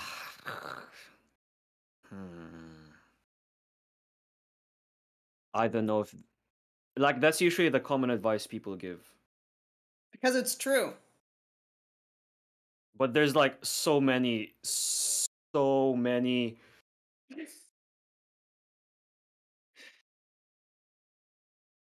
let's say, more like when you look at a lot of people, like, just go outside, go to the streets, you will see a lot of wrecks, a lot of, like, honestly, like, pretty shitty human beings that still are able to go with other people. You don't know that they're good relationships. Most people aren't happy in their relationships. They're settling because it's easy and they're afraid of being alone. That's why marriage is still in 50% in divorce. Exactly. It sucks. So why bother? Like, they found a relationship. You can't do that because you have no idea what their relationship's like, or how long they took. If it is a healthy relationship, the kind of therapy they went to, or self-improvement they went to get there. Look, you can't just judge that. You can't be a doomer. Listen, you cannot be a fucking doomer about, like, other people. Don't worry about what the fuck is going on with other people. You know what I mean? Like, that's you. Amaranth is right. You absolutely have to work on yourself first, like self-improvement. It'll also change your outlook and your attitude. I mean, I understand it. I've certainly had more nihilistic attitudes in the past as well. But like yeah, people are in fucking shitty relationships. If you look at like a shitty dude with like a cute girl walking down the street and you think like, oh, that person should be with me instead. Why don't they understand me? I don't think that. Like, I don't think like a man or anyone deserves something. I'm just saying that there is like there's this genuine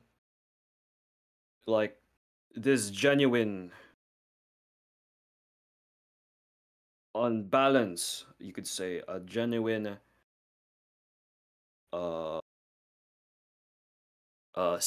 when it comes like this certain destructive influence, it said that permeates, especially nowadays with the isolation of humanity due to late stage capitalism of neoliberalism.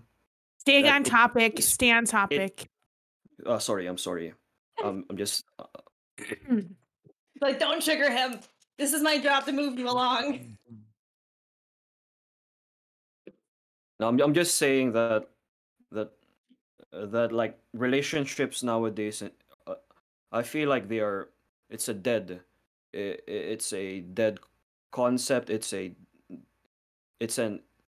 something that doesn't exist in this current state of humanity. I'm lost. What are we talking about now? I thought we were talking about self-improvement. Now we're talking about the balance in humanity. Yo, dude, you're doing what the red-pilled incels do, but you're thinking you're doing systemic criticism and analysis because it's not reactionary. That like that is somehow that is somehow a more reasonable approach, but that is precisely what red-pilled reactionaries do as well. They look at the systems and their interpretation is false, and they place the blame on women and femininity or feminism ruining Western society or whatever the fuck. You're looking at it from the point of view of like, oh, it's the neoliberal alienation that we experience that's like actually causing us to feel so far away from one another.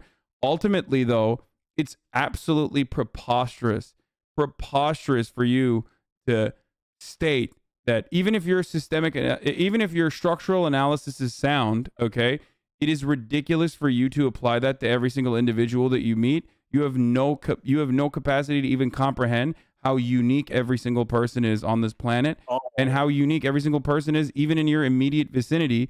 So like having like this nihilistic doomer pilled fucking attitude about the other human beings that you're going to approach is most likely factoring in to the way you react to them and the way you talk to them. And so you're just like serving yourself an L before you even get started on the process. And you're here, so clearly at least like you recognize it to a certain degree, even if you're going to push back a little bit when we are trying to figure out what's going on. But like ultimately something led you to want to talk about it here in front of 40,000 people. So, you know, just recognize it, admit it to yourself. There's somewhere in there when you're not receiving pushback, where when you're alone with your thoughts, you recognize it like, you know, maybe I don't have all the answers, and maybe it isn't just the systems, but also maybe it could be some personal improvement that could certainly help in my situation, and maybe it's not all doom and gloom, and that ultimately you could have a successful relationship, and not everyone's this fucking scumbag. Okay. Facts. I mean, that's crazy to suspect that. Most people don't even think about these sorts of things. They're just conditioned into behaving the way that they do. So your starting point is already really, really, your starting point is unhealthy for sure. Self-improvement is definitely important for you. Did you listen to anything I said, or were you just like, nah, fuck this guy? Thank you for coming on, Explosion Lord. No, I'm just, it's good advice for most people. Like maybe even including me. You're wallowing in the self-pity forever aloneism, and you need to realize that you are most people, and that you should probably take that into consideration at the very least. You don't have to, but it would be very beneficial. Look, well, you wouldn't come on here if you didn't also at a certain level recognize it. You know what I mean? Like that maybe there is you know, maybe there is something to the way that like all of these bug men behave, okay? Because like they're ultimately happier than you are, right? And it's not because you have like a supreme understanding of the way the planet works that's like stopping you. It's literally it's still ultimately shortcomings that you have, and you internally recognize that. Otherwise you wouldn't even care to you know, seek advice, even if it's like a comical situation like this one. So it all starts in recognition and moving on from there, and self-improvement. I promise. All right, bye, Explosion Lord. I hope you have a good night. Thank you. Thank you for coming. Also Hassan. Well, yeah, okay, thank you. Also, what was he gonna say, Morgan? I'm assuming it's some communist shit was coming right now about how I'm a liberal social fascist. Yeah, what struck out to us was the fact that he said he doesn't trust women at all. So we thought it'd be interesting to delve into that a little more. Okay. But you get Dr. K on next time. That'd be really fun. We could hit him up. Yeah, I think he would like we do need more Dr. K here than people like myself, to be honest. All right, the next person is named Suede. Goes by she, her. Suede, you're on. I love Suede's. Finally, some ladies. That's a great profile picture. That's a great profile picture. Oh, he said he was going to shout out Fenerbahce. Oh, never mind. Okay. What did he say he was going to do? He's going to shout out Fenerbahce. He's a Turkish football team. Oh, Hello? Hey, how's it Hello. going? It's going good. Hi, everyone. Hello, welcome to the show. Thank you. First off, before I start off, I just want to say I'm really big fan of Mr. Show. Oh my I just God, think thank you're you. absolutely hilarious, and you're also Thank you. very handsome. So I just wanted to Oh, start off with thank you. that. Thank you so much. I Look at how appreciate He that. he does. loved Thank that. you. Look at his face. That's so sweet of you. Please, enough about me. Let's talk about you. Okay. So for my issue, essentially my issue is that like from the past like year and a half, I've kind of felt like stuck is a kind of a good word, or like behind like rest of my friends. So I'm like a 25-year-old Muslim girl, and literally like almost everyone around me are like starting to get either engaged and married and that type shit. Like even like within like the pandemic, I swear to God, I would like check Instagram and it was like a new person would like post like, "Hey, just got engaged, just got married and shit," and it was like, "Oh, like the hell, like where did all this shit come from?" And like at first it wasn't like an issue for me personally because like I've always been focused on like my goals and like my aspirations of like pursuing a career in medicine. But like it's starting to get to a point where it's like, oh, like like everybody else is like quote unquote like ahead and they're like progressed so far in their life and it just seems like I'm behind like the rest of my friends and like especially within the Muslim community, it's like frowned upon when you're as older you get that like they look down upon like, oh, like, why aren't you married at such an age? So it's like, oh Jesus, like I probably should, or like I should probably start considering that. But at the same time, it's like worry the men around me or like around it like in my city in general are like pretty dumb and stupid. So it's like I don't know. That's in every. So That's in Yes. every. That's in every city. yeah, and they're like either like misogynist, they're considering like, hey, I'm trying to have like I swear to God, I was like talking to this one guy. He was like, oh, so telling him like, oh, like, what are you thinking about like, marrying four wives because that's a big thing. He was like, oh, I What? would only consider that if like you don't give me a son. And I was like, that's Jesus I don't Christ. that's not under my control. So I was like, oh no, and like automatically just like stop talking to him. Yeah. So Yeah, there's Wow, not a what there's a not a rude there's not a high asshole. quality male right there. There's not. What is so weird to me is that mentality. You don't give me a son, bitch. That chromosome comes from you. The women have nothing to do with exactly. that. I told him I was like, listen, I'm giving our child an X regardless. Like I ain't got no choice on that. That's literally on you. He's like, oh, and I was like, whatever.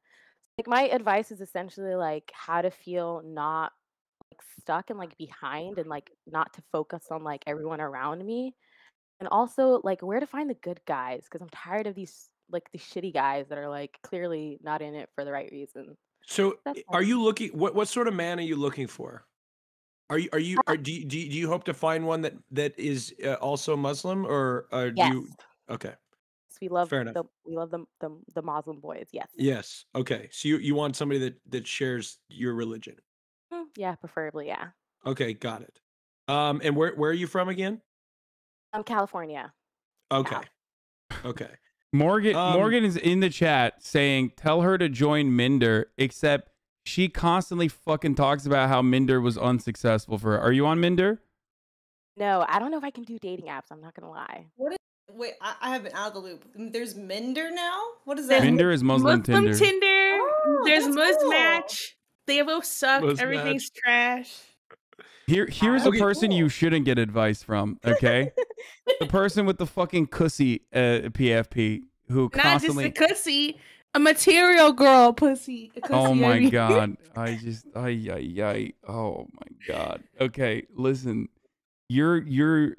I mean, I don't know if you need me to say it. You need me to repeat this, but like, you're fine. You're killing it. Who gives a shit, right? I mean, it's hard to get out of that mentality, especially if like everyone around you, your family, your friends, everything that you see on social media is telling you that is like that is what you should be doing, but you're fucking killing it. Focus on yourself. Yeah. I agree. Also, are there no good Muslim boys in med school? I don't know what's going on there. Well, yeah, I haven't started yet, so I'm gonna start this August. So I might just wait until then. Yeah, what are you There's doing? What are you definitely crazy? First, yeah, You're don't. gonna try to make yourself get married before you even get to the best bachelors? Yeah, Like, come you're on. nuts. True. You're out of your mind. What's going Look, on here? Settle? Oh God. And I'm only 3 years older than you at 28. But what I can tell you is everybody approaches these milestones in their life at different moments. Some people wait a little longer to get married. Some people get married super young. But by the time, at the end of the day, we all get to the same place. We just do these things in different orders and to how we want to do it. And there's no right or wrong way to do it.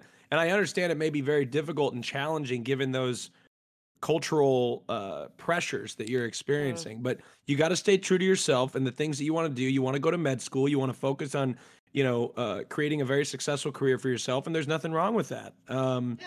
Absolutely. Also, nothing med wrong school is with gonna that. be brutal for a while, so like, don't fucking worry about relationships like that or serious relationships.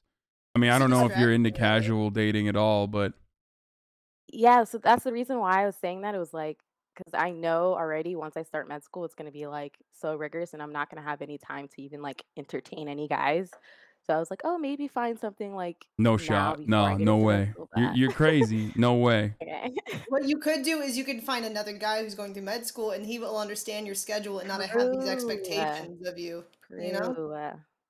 Yeah, you've been handed a gift basically. Like I mean, you're set. Like you'll find and a dude that's going to med school is not going to be as like weird as the dudes you've been talking to that are like, yeah, you need to give me a male son. Like, get the fuck out of here, bro. Yeah, it's like, get the fuck out of here. I make. They're gonna know that's Yeah. their problem. See, they're not stupid like these other boys you've been talking to. I don't know. And There's those some guys are crazy going to have a doctors real out there, big. but Those guys that you were talking to are going to have a real big problem when you get out of med school and you're making triple their salary. So those aren't the Yeah. guys you want to be with anyway. True. You know what I I'm getting mean? insecure about that. Yeah. Yeah, exactly. They're gonna be super insecure. someone said at earliest get the residency, then start dating. Well, I mean, you'll be fine. Yeah, you're fine. There's nothing wrong with what you're doing. It's totally normal. It's perfectly fine. All those other ladies are gonna be like, popping out babies and shit on Instagram, and they're gonna only be showing you their how happy they are and how they have their families and whatever. But they're not gonna be as happy as you are ultimately. 5 years down the line. And then on top of that, like, don't. You go. Oh, okay. You sure, Queen? Yeah, it's fine. I'll wait. Okay. Thank you for this honor. So, when I look at people having babies, I'm like, God, no thanks. You know what I mean? Like, thank God men can't, the people that I have sex with can't get pregnant because holy shit, I just couldn't handle it right now. Like, I don't. Wait, really? Oh, you think I can handle a baby? Austin hates no, I just pulling meant, out. like, I love That's what kids. he's saying right now.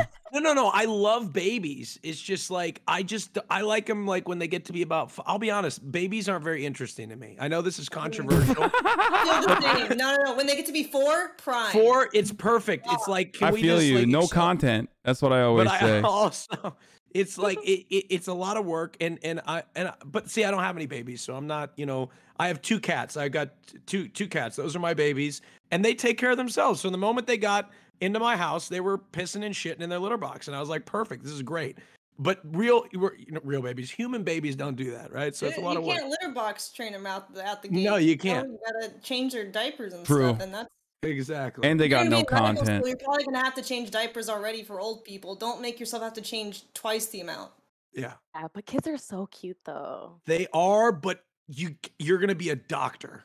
Well, actually, what am I saying? Why am I telling you what to do? You can have kids whenever you want, Queen. No, Do whatever you don't want. have him Thank yet. You're you. crazy. Thank Don't you, have him Mr. yet. You're gonna Show. drop out of med Fuck you, school. Hassan, you misogynistic pig. No, She can get pregnant 100%. and Do not handle have medical school. children yet. You're going to med school. Wait, I will pop one right now. Yeah, she's giving birth. No, on this you're call. As you wish.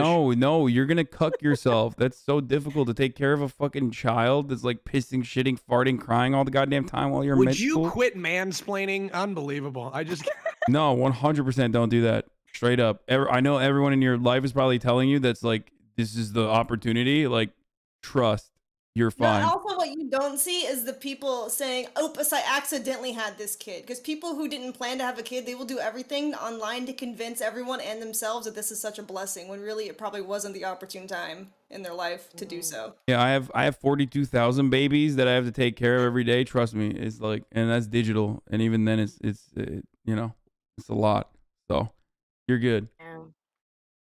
Yeah, I hope we helped. pretty good. Can I Definitely, say something to her? Yes, please go ahead. Yes, of course. So I too am a 25-year-old single Muslim woman in healthcare, kind of. But honestly, don't listen to what your family has to say. Because at the end of the day, they set goals for you, like a title, like you're getting your doctorate. That's what they want. At the end of the day, when you look at it statistically, people are having babies later. Just focus on you. I used to have these goals like, oh, I want to be in a relationship by the time I'm 25. I'm 25 now. I don't fucking care. I'm just focusing on school. I mean, on my job. You know, fuck what your family says. True. Join the Muslim dating apps. Maybe you'll like them. I've had no luck.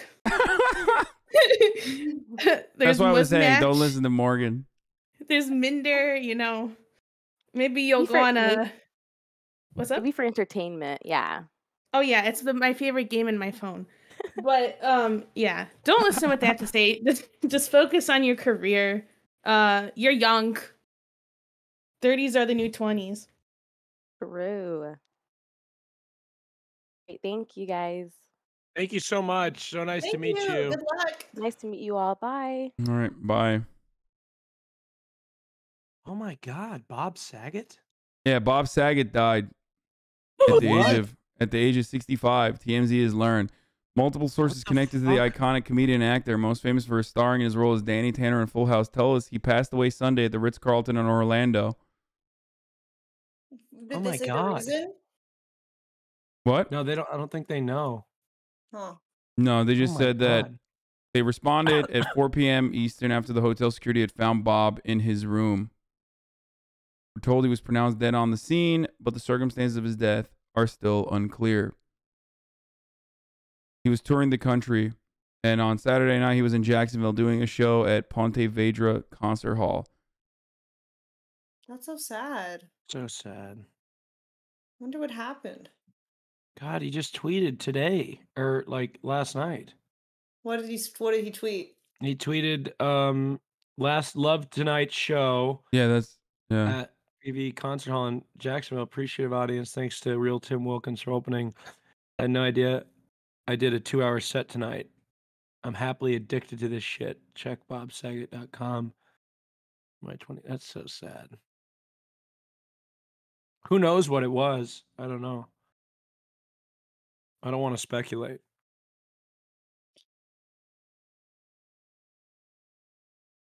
Chat from that tweet, the only thing he could overdose on is happiness. Okay. Yeah. I don't know if that's Yeah, an who knows what it was? We don't know for sure, yeah. Okay. All right, let's move on. All right. From Next Bob person. Saget to the next person who's on the line. You know what else we need to move on to? What? The top of the, hour top ad of break? The hour ad break. Good one. That's right. We should do the top of the hour ad break. At the top of the hour, there's a 6-second ad break. If you no longer want to see those ads, all you need to do is subscribe. You can do that for $5 or for free with a Twitch Prime. Here's the ad break now, and we're moving on to our next guest. All right, perfect. Good call, All right. Morgan. The next person is Neonix.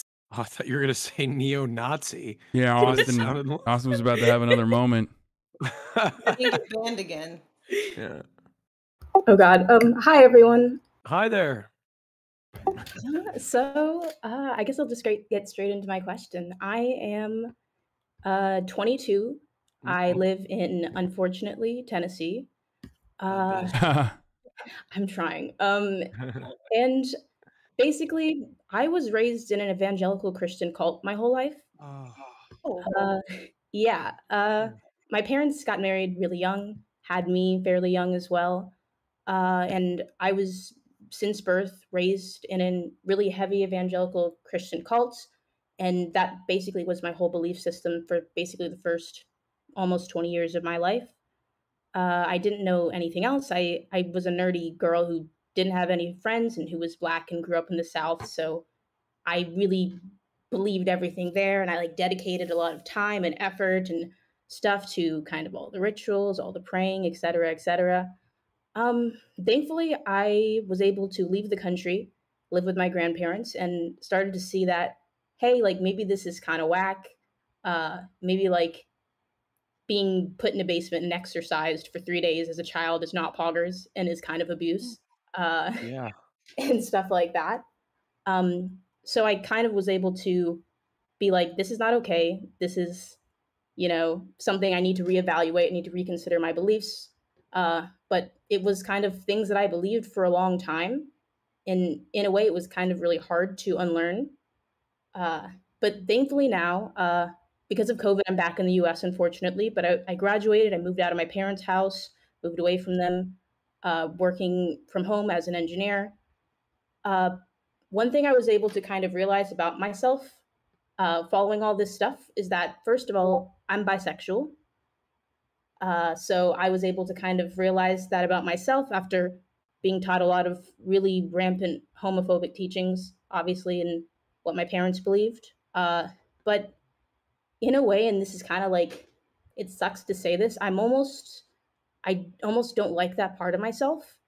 I can't help but feel like almost disgusted with myself, which sucks because I know there's nothing wrong with me and that I'm just trying to vibe and live my life and exist. But so it's so almost, deep rooted and embedded in me that like the thought of being with any other person, whether that's like a male or a female, is almost terrifying.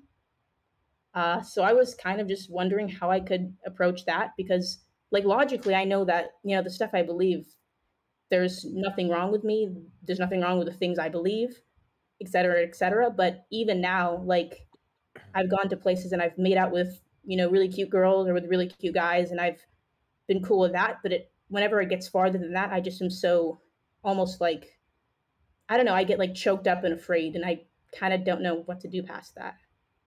So, how old are you again? I just turned 22. So you're about at the same age when I started exploring my sexuality for the first time. And I can tell you, I didn't grow up in an evangelical upbringing, but I did deal with a lot of those. Like when you go out and you make out with somebody for the first time or whatever, it felt so wrong and bad, and you get anxious and you like, when I had my first experience with a guy, I like fucking like curled up into a ball. For me, it took time. It took some time for me to, have these experiences and live these experiences. And then nowadays, I just feel like I don't even think about, oh, I'm gay and this is different. I just think about it as, oh my God, I like men and this is normal. So, and you are normal. It is normal. In fact, it's the most normal that you could be. Sexuality is on a spectrum, and we all exist on it somewhere. And this whole idea that we're all gay, straight, or bisexual or somewhere, the reality is we're all somewhere on the spectrum, no matter who you are. And this whole notion of like gay is bad is actually like not even throughout human history is not even, it's relatively, like if you go back, I went to Italy this summer and I learned about, ancient Rome and how gay it was. Obviously, it's so weird to think about ancient Rome being more progressive in that regard than, modern day society. Now, that being said, they were also at the same time, they were feeding human beings to lions for, is like during lunch, in combat. Also very progressive. But that's different, right? That's different. But what I'm saying is you are completely normal.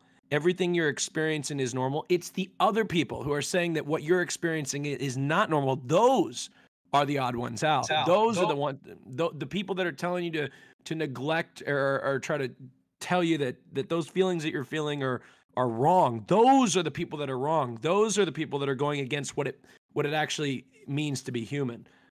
Because we all sit on this spectrum somewhere, and no part of it is wrong. Is it new? Definitely. I kind of like my first kiss was with a girl when I was like 11. So I kind of always knew. I think I really repressed it, and it just sucks because like I really genuinely believe like this is like I'm okay. I think I'm, I'm normal and that I've progressed kind of past this. It just sucks that something that was a part of my past is still affecting me now, even when, I didn't want it to.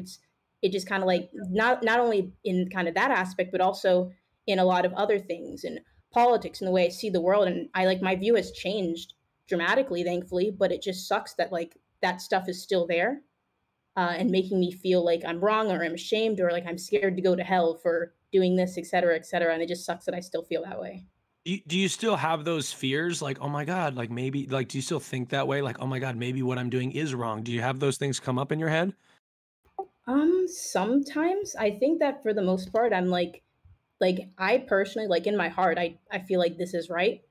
But sometimes if I just think too deep or my mind goes off track, there is kind of just that, because I was, like being raised in that abuse, it's almost like a response I can't control.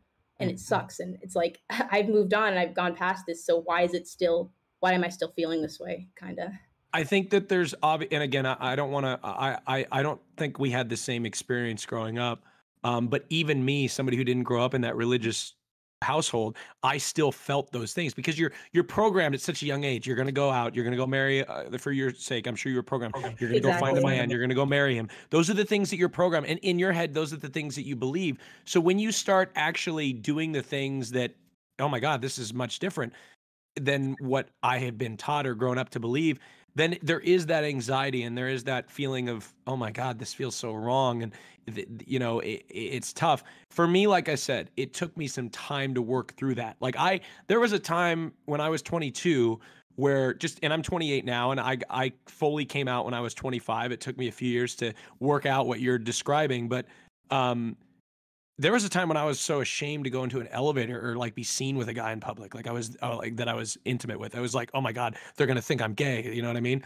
And so my best advice would be, and I may be in a little over my head because we didn't have the same upbringing, but you just got to give yourself some time and don't be afraid to continue to have those experiences. And perhaps some of those will, you may still get those feelings, but for me, it just took time. I got to a stage, it went from, oh my God, this is horrible to make out with a guy, to, oh my God, I'm making out with him, but it's horrible to tell people. Oh, now I feel like telling maybe one or two people. Okay, but it's horrible to tell my parents. Oh, now I want to tell my parents, but it's horrible to tell people in my professional career. But to now I shout and talk about dick from the rooftops. And so it's like, it's just a progression, and you need to allow yourself time to get to that point. And everybody's time is different. So don't compare yourself to folks that are, that are at a different spot than you, because everybody comes out and it goes on their journey at their own time. But you're so young. You're 22. If I think back to when I was 22, I'm 28 now. I'm also still young, but it takes time, and give yourself that time and allow that time to heal from those toxic things that you were taught when you were younger. What were some things that you did to what were some helpful mechanisms, control mechanisms that you put in place to like normalize it in your mind, Austin, other than just like drip feeding it to people around you, I guess? So that's a good question. And I'll go back to just sort of when I said experiences, allowing myself to have those experiences and meet people that had an experience like me or grew up, and hear other queer experiences growing up from all sides. And for me, it helped. I think just having those experiences and frankly hooking up with people and just doing it, I think this is just for me, it helped me a lot to normalize it in my life, because I did it so consistently. And I'm not saying I hooked up or I hoed around a bunch, and I'm not saying, if that's what you want to do, that's for you or whatever. But I just experienced so much of the culture that I normalized it in my life. And like I said, I get that. Yeah, I don't even think about anymore. Like I check out a guy and I don't even think, I'm like, oh shit. Like men are attractive, and it doesn't feel abnormal to me. And it took me a while to get there, but it doesn't feel unnatural to marry a man. It doesn't feel unnatural at all. I could live and coexist with a guy for the rest of my life and be perfectly happy. It doesn't feel unnatural. That's kind of where I want to be too, because I know like when I think about it, I'm like, oh, that would be, that'd be really cool, and I'm really down. Like I'm going out with, thankfully, like all my friends around me, ironically, are like we all came out after high school as queer, and I guess it's kind of funny how like friend groups kind of tend to be like that. Everyone is similar in that way. So they were kind of, people I had good influences around me because no one else in my family or that I really knew was, gave me any like exposure to anything like that.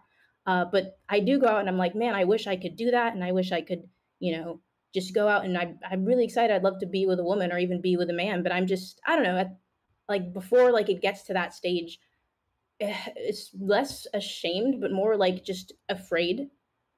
And I just kind of wish I could get over that and just kind of, do it once and for all and just get it out of my head. Because I feel like once it happens, then I won't be so like, oh God, I'm gonna die type of afraid. But I think a lot of things that people have to consider who have a religious family. I did too. I am still straight for now, but Twitch chat keeps being toxic. I might change that in the future. But my family was also very conservative, and I think you just have to kind of redefine what it means to be family. Not you can have family that you relate to who accepts you, and they don't have to be biological. So you have to kind of stop wanting acceptance from your biological family because, as you said, when you were younger they abused you. That's not love. So why should you be pandering for them to love you if they clearly showed how they felt from a very young age? I would That's so true. Yeah, you're definitely right. To be your family. It just sucks because, like, even though, like, I realize now looking back, they did, like, really awful, terrible things, that, like, they're still my family. And I hate, like, I almost hate that I still love them. Like, I recognize that what they did to me was wrong and I would never want it to do. But, it doesn't take away kind of like they were very young and very misguided and had traumatic upbringings of their own. And that's why they fell into kind of what they did. So I guess it's just kind of, like you said, you're right, like, not seeking approval. You from them any love longer. them as humans because that just shows how human you are compared to them. Is that even though they've abused you and been unkind to you, you still have this humanly love for them. That just means that you're a bigger person than they are. And I think that you should probably find people who appreciate that and surround yourself with that instead of focusing on the approval from people who don't accept you. Yeah, definitely. I think that's really good advice. Thank you so much. And to that point, I mean, surround yourself with other people from the community that have been on a journey like you're on, that have been on a journey that you feel like that you relate to, and just look at where they're at, right? Like look, you're gonna get through this. Sometimes it's very difficult to feel when you're in that moment. Like when I was 22, to think that I was ever gonna get out of this, feel like I was ever gonna be untrapped or get out of this trap. When you look at other people, you're like, oh my God, wow, look at them. Look, there's hope for me. It really helps. And you can get, everybody's journey is different, but I think you can find a lot of relatable advice from different people. I think that definitely helped when I was able to like be old enough to go on the internet, and I found myself watching a lot of like queer content creators, and that inspired me because my parents, like, straight up, they have this, it's called VidAngel. When they watch movies, they they manually select to take out scenes of like same-sex kissing or things like that. That's how I was raised. Like, yeah, if you look it up, it's a thing that really conservative Christians use. So like all the movies I was ever shown, they would take out curse words or scenes of same-sex kissing or any like sexual content, stuff like that. So I was never really exposed to it. Yeah, I relate to that. My parents wouldn't even let me watch opposite sex kissing. They were just like, no Yeah, kissing. same. That's the thing that my mom was like, SpongeBob is demonic and you can't watch it. So That, I mean, yeah. I didn't actually grow up in an evangelical, but I wasn't allowed to like watch Harry Potter or Wait, why? I don't know, same. witchcraft, and then What also the fuck? Pokemon. But I also was like watching Super Troopers at 8 years old. My mom was very inconsistent in that regard. But look, my mom was a fabulous. I want to make it clear, my mom was a fabulous mother, like fantastic textbook. So like, look, she had Except for depriving you of Harry Potter and Pokemon, but like I could have gotten away with it. But my parents were fabulous. But even growing, I can't imagine what it's like to like grow up in an evangelical household, because even having great, lib parents, if you will, progressive parents, like they it was even like a little bit of a curve for them. Like they were very accepting, and it was easy to come out to them. But it was even like for my mom, it was like, oh my God, you know, they have this vision of your life, and then you come out, and it's like, wait, that vision is changing. And so even for them, it's difficult. So I can't imagine. Yeah, that's definitely, I think, the biggest thing is knowing that I'll never be able to come out to my parents because, like, I've accepted it and made peace with it. I think the only person really in my family that I feel comfortable with is, thankfully, one of my younger sisters. We're both the only leftists in the family now. Was able to figure out, hey, this is whack. She left kind of that thing. I helped her leave the cult, and she's in college now. So thankfully, I have her, and because she's a theater kid, so all her friends were gay, and she was like, hey, wait, maybe this is not cool. So. At least I have kind of her as like my family. That's awesome. And, you know, continue to bring more people like that into your life. You know what I mean? For sure. Absolutely. Yeah. Thank you guys so much. Yeah. Hopefully we helped. Thank you. And Austin, I just wanted to say that I also think that you are very handsome. And Elodie, of course, you are very beautiful. Thank you. Thank you. Thank you very much. I'm never having you on again, Austin. God This damn is it. Hassan's stream, and we're all just stroking Austin's ego. Just Yeah, what the fuck, dude? Thank you very much. He's handsome too. Thank you very Hassan, much. you're also handsome. You don't have to say that. It's fine. That was like whatever. Get the fuck out of here. I'm only here to talk to guys Austin. who are very twink looking. I'm sorry. Oh, hey. Wait, you're very twink looking, Austin? Yes! I'm a twink! I just got a participation trophy. Yeah. That's what I got. Basically she likes. Look, now I wouldn't call myself. I don't think I'm technically traditional. I'm not your traditional twink. But I'm not even I don't think I'm a twink necessarily. But I think what maybe you just like men that are a little bit, you know, they take care of themselves a little bit. You know what I mean? I like guys who are prettier than me, dude? and I like women who can bench press me. Yeah. There you go. Okay. There you go. Yeah. Well, you know, I know you need a man with strength. I get it. I totally get it. Austin, you're making this so much worse, Hassan dude. needs a makeover. He needs some touch up at the salon, the spa day. My man said, "Yeah, I take care of myself, unlike you, Hassan. Thanks." No, that was the joke. I know. Hey, thank you so much. You're great. Yeah, thank you guys very much. You were really helpful. Thank All you. right. Spa day stream. I would think I'm more of a I don't know what I am. I don't think I'm a twunk because I'm too like I could grow a sick beard. No, you are a twunk. You're a hunky twink for sure. I don't think I'm a hunky. I mean, seriously, I do not think. I think I'm more of a jock. I'm not an otter. No, fuck no. no. You're a hunky You guys twink. need You're a to twunk. You're a twunk. Brush 100%. up on your no. Look at no. Otter, you see any hair for Otter? No, he's not hairy. He's no hair. lasered. What are you talking about, Otter? What is an otter? besides Otter like- is like also otters, like, no offense to otters, but like otters aren't really, they don't have a lot of muscle usually. They're Yeah. usually just average body types. Otters are a combination of like hairy enough to be a bear, but a twink. Yeah, otters are just usually like more just normal body type. You're a no, twonk. like, You're not a jock. All right, let's I don't move think on I'm to a the next twonk, I'm person. more jockey, I a think. nice word for dad bod, like a cuter word, or Otter. I think. I don't know. Hassan, before I bring more people in, do you have like an estimation as to how much longer you want to go with Chad Vice? I think we could do like 5 more people. Okay. Is that what? Well, I just have to go here Oh, soon. Okay, we'll do 2 more people then. 2 more people? Okay. Is that fine, Well, Austin? How many more people can you do? I can go for like another 50 minutes. I just think we've been going like one person every 30 minutes, so I feel like so like I can do another like 50 minutes or so. Okay, we'll be a little bit faster this time. Okay, cool. All right, so the next person is named Ho for Lexapro. And the pronouns are she, her. Hello, Ho. I'm not calling you a hoe for the record. I want to be very clear about that. Oh, I think she's muted. Yeah, you're still muted, Ho for Lexapro. You're self-muted. Oh, there you go. There you go. All right. Hello, Ho for Lexapro. Ho? Oh, heard something. Hose seems to be having a little bit of technical difficulties. I think your noise game might be too high. Put in your voice settings. No.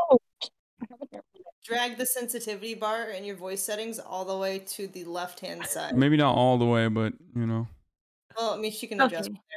So we'll go back to her. I'll bring her in later on. So the next person we're gonna go to in the meantime is Scott. Hi, Scott. You're on. Hey, Scott, you're on the pronounce that air. vegan. Welcome to the Hassan Abi Chad Vice broadcast. Hey, how's it going? Good, good. Thank you guys for doing this. I really appreciate it. Yeah, no problem. Yeah, so I'll just run through my little ditty here. Basically, I'm 25. I live in LA. Basically, so I guess for some context, a year ago, actually on Christmas Day, a year ago, my girlfriend of 7 years, we split basically amicably. I mean, we're still really close friends, and we talk pretty much every day. But this past summer, I started seeing someone. I met them through Bumble. We got off really well together. And we went on a first date. It was great. You know, we went on plenty of other dates. We met up a lot over the summer. And I never really talked about with her about like her previous relationship, but it turns out that, I mean, I just sort of found out through some context clues and things that she had just gotten out of a pretty bad relationship, like probably pretty prior to when we started seeing each other. And so I guess, you know, you could call it a rebound or whatever, but I was perfectly content with everything, you know, and she was too. And then in September or so, she basically said like, you know, I think I'm not in the right headspace to be seeing you right now, and like, you know, I hope everything's okay. And I was like, yeah, no, I understand. I'm not, you know, that's her prerogative, and I was totally fine with it.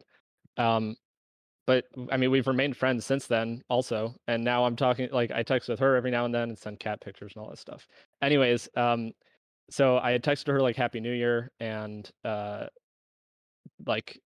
know, happy birthday. Her birthday was a few days ago, and I think things are fine, but I'm also like, I have an interest in trying to rekindle that relationship to see if maybe she's had some more time to reflect emotionally, had some alone time, you know. Like, I want to keep my distance, but I also sort of, you know, is it wrong to want to try to just, you know, broach the subject, see like, hey, would you be interested in getting together or something, or like just getting coffee or drinks just to see sort of where her head's at? Because I don't really know. Yeah, I guess I would just ask for advice on this situation. My ex of 7 years, we're still good friends, but she's pretty much closed the door to like getting back together, which is fine. We're kind of different types of people, so So the girl Yeah. that you went on a date with, you're asking if you should text her again. yeah. I mean, we went on a ton of like, we were seeing each other plenty of times during the summer from like, I would want to say like June to September. Yeah, and I'm just sort of wondering like, I don't know, try to get a read on the situation, like a third party. Hmm. Do you still talk to her at all? Yeah, yeah. Oh, we still text pretty often. I mean, you know, I texted her Happy New Year. She said, you know, hey, thanks. Like, how are you? You know, it was, we just sort of like caught up for the New Year. Texted her Happy Birthday.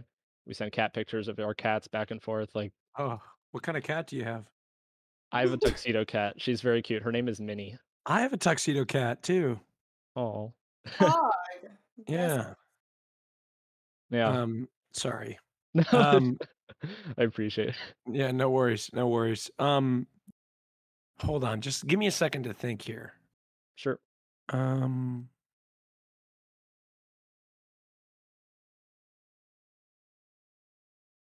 would say the fact that she's responding to you at all is a good sign, because typically if women are done with a guy they were dating, they just will ghost you. Why did you break up? What were the So, problems in the relationship that led to that point? So the girl from this summer, basically there wasn't really anything wrong. I mean, that's the thing, is sort of, we never really got into the weeds like emotionally, you know, talking about our feelings really. And I think there was probably a sense of stagnation in the sense that like we were just hooking up pretty much every time we saw each other. It was just, you know, like I would stay at her house and we would go to like get coffee in the morning. I would drop her off to go to work and like you know, go out to dinner, but it never really like, I mean, I wanted it to progress to, you know, being boyfriend girlfriend, but I think she was kind of distant in that regard. Oh, so and she never. So you guys never like officially were seeing together, boyfriend girlfriend. No, but we were exclusive. So I mean, like I did ask her about that just to make Are sure. you That... exclusively casual? That just sounds like you're afraid of commitment at that point and don't want to call it what it is. Yeah, I mean, I guess I would say that's probably an accurate assessment. I guess just my main question would just be like, you know, since I didn't talk with her about the emotions in the background that much, but I do know that she had kind of a falling out with her previous ex. Is it wrong to, even though she said that she wasn't in the right headspace in September to keep seeing me, if we've kept talking and been friendly and all that, is it wrong to just reach out and just entertain the notion? I mean, obviously, I would respect her decision if she said no. That's But how I do it, I wouldn't do it directly, because the way to do it is to organize a group event with your friends and be like, hey, I have this extra ticket. My friends and I are going. Would you like to go? Something like that. Sure.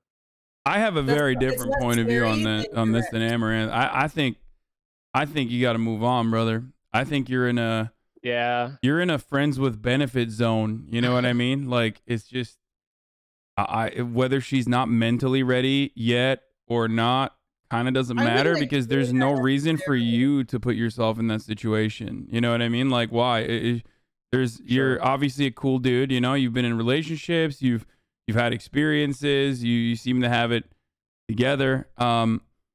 Sometimes I you. I think if she wasn't responding at all, that would be no brainer. Move on. She's not. Yeah. If she wasn't responding, I definitely would not. Responding to his text, it makes me feel like she's not pushing that out of the way for good. She wants to keep him kind of like, I don't know if on the back burner is the right word, but in her pocket, because she's not sure yet. And if she came out of a relationship that was a hard one, she might have not felt like she wanted a rebound, and she wasn't sure if that's what he would be, so she decided against dating further at the time. But like you said, if she's given it time, you have really nothing to lose. Invite her to a big event, so there's no pressure. Yeah, just date date other girls, for sure. I think. Sure, yeah. And if you can't let go of her, in the back of your mind, that's why I said move on. Because like clearly, regardless of what she doesn't want to give you right now, and she might not have the mental capacity to do that at this time. You know what I mean? She might not be able to do that at this time. And maybe it could happen in the future. Like, you are holding yourself back. Like, there's absolutely no reason to just, hold yourself back, set yourself back for someone who is not responding to your needs that I would consider to be very understandable. He hasn't asked yet, though, is the thing, right? It's not that she's not responding to his needs. She's responding to his Happy New Year. But that's all he's doing is having small talk. If he's not actually making an initiative to try to get together again, she's not going to necessarily offer to without someone else initiating. That's sort of what I was getting at, is like, I'm not necessarily, and I should clarify, like, since we split up in September, like, I've been trying to date and I've been trying to do stuff on apps and whatever. So I haven't tunnel vision myself. I do tend to, get attached to people who, I have good experiences with. But I guess the main question is like, would it be wrong and overstepping her boundaries to approach her? Just I don't think you're overstepping her boundaries by approaching her. I think if you continue to annoy her after she says no, then you would be. Right. Yeah, I guess it's like, is this still continuing to annoy her after she said no? Can I get a little clarification? Well, yeah. Well, listen, since we're at a classic 1-1, Austin, what do you think about all this? Wait, what does 1-1 mean? It's a 1-1 tie. It's a joke from MasterChef React meta. Okay, so one of you thinks that like you should go back. Okay, I'm confused. Because you weren't listening because you were too busy looking at chat. No, excuse me. Look, my friend, Scott, I was listening to your story. Admittedly, I started to drift just for a second, and I missed very important pieces of it. So I had the good mod here, Froggen. DM me the entire story, and we both read it over time, and we're a little confused. So I need some clarification here. There's a girl that you were in a relationship with 7 years, correct? Yeah. Okay, there's another girl that you kind of, hooked up with in Los Angeles. For the past, well, not the past 3 months, but from June to September, basically, yeah, 4 months. Okay. So you hang out with your ex every day. Yes, only because I'm in Chicago right now, but I am going back to LA. And she doesn't want a relationship. Yeah, my ex does it. That's pretty much out the door. Got it. Bro, there's Okay, other now, women on the planet. You know that, right? know, Like, what's I going know. on with you and fucking going back to relationships that didn't work out and shit? Like, there's a know. reason why she's your ex. Like, I mean, I don't know. Look, if you're seeking comfort, I that's need one thing. clarification. But So okay. the next, Things are difficult. Keep so going. the on. next thing, the question you're asking is, should you get with that girl from LA? Is that the question? Should I? Yeah, basically, should I ask her if she would be interested in getting back together, even though she said like wasn't in the right headspace in September? Has there been enough time to go back without being kind of like annoying? Oh man. You know what? I'm gonna go with my gut here. And I'm gonna tell you, you need to not do that. You need to not. It's time to move on. It's time to hit Alright. the clubs with a mask. Like, don't hit the Alright? don't hit the clubs, but like, dude, you got a lot going on, dude. Just fucking, spread the seed, okay? Go out, talk to some other girls. Like, what's up? Like, you're just, there's other women. It's not just your 7-year ex that clearly ended for good reason, right? It fucking ended. That's it. Yeah, That's there's another perspective to look at. Maybe stop hanging out with your ex so much and just get a good group of platonic friends in general to hang out with. Not even necessarily to date them, just so that you can have other friends. Because if you're seeing your ex every day, a new girl's going to be like, what the fuck? Hold on, but Wait, Amaranth, well, Amaranth, let me slide in here. Look, I know I'm gay, but I lived as a straight man for many years, so I can think like one. Isn't it kind of nice, Scott, that you can hit? You know what I'm saying, right? Is that Ew, dude, that was when you. Oh, Isn't it God. nice having a friend around that you know? Never do that it makes again. things more interesting. Let me just clarify something. I'm not. I mean, I see my ex, but we watch like HBO and stuff. Like we're not involved like that. And Sorry, I was trying to be straight. I'm Yeah, sorry, because you are getting what you would get out of a relationship out of her. I understand that. It doesn't have to be sex. You are getting emotional support and comfort that you would otherwise get from a loving partner in a healthy relationship. So the more you use that as a crutch, the less likely you are to expand on those boundaries and go out and test the waters with someone else that you could have a healthy relationship with. Throw the crutch away. There is a reason why she is your ex and not your current girlfriend. It's just what it is what it is. It's hard to hear, but this is the truth.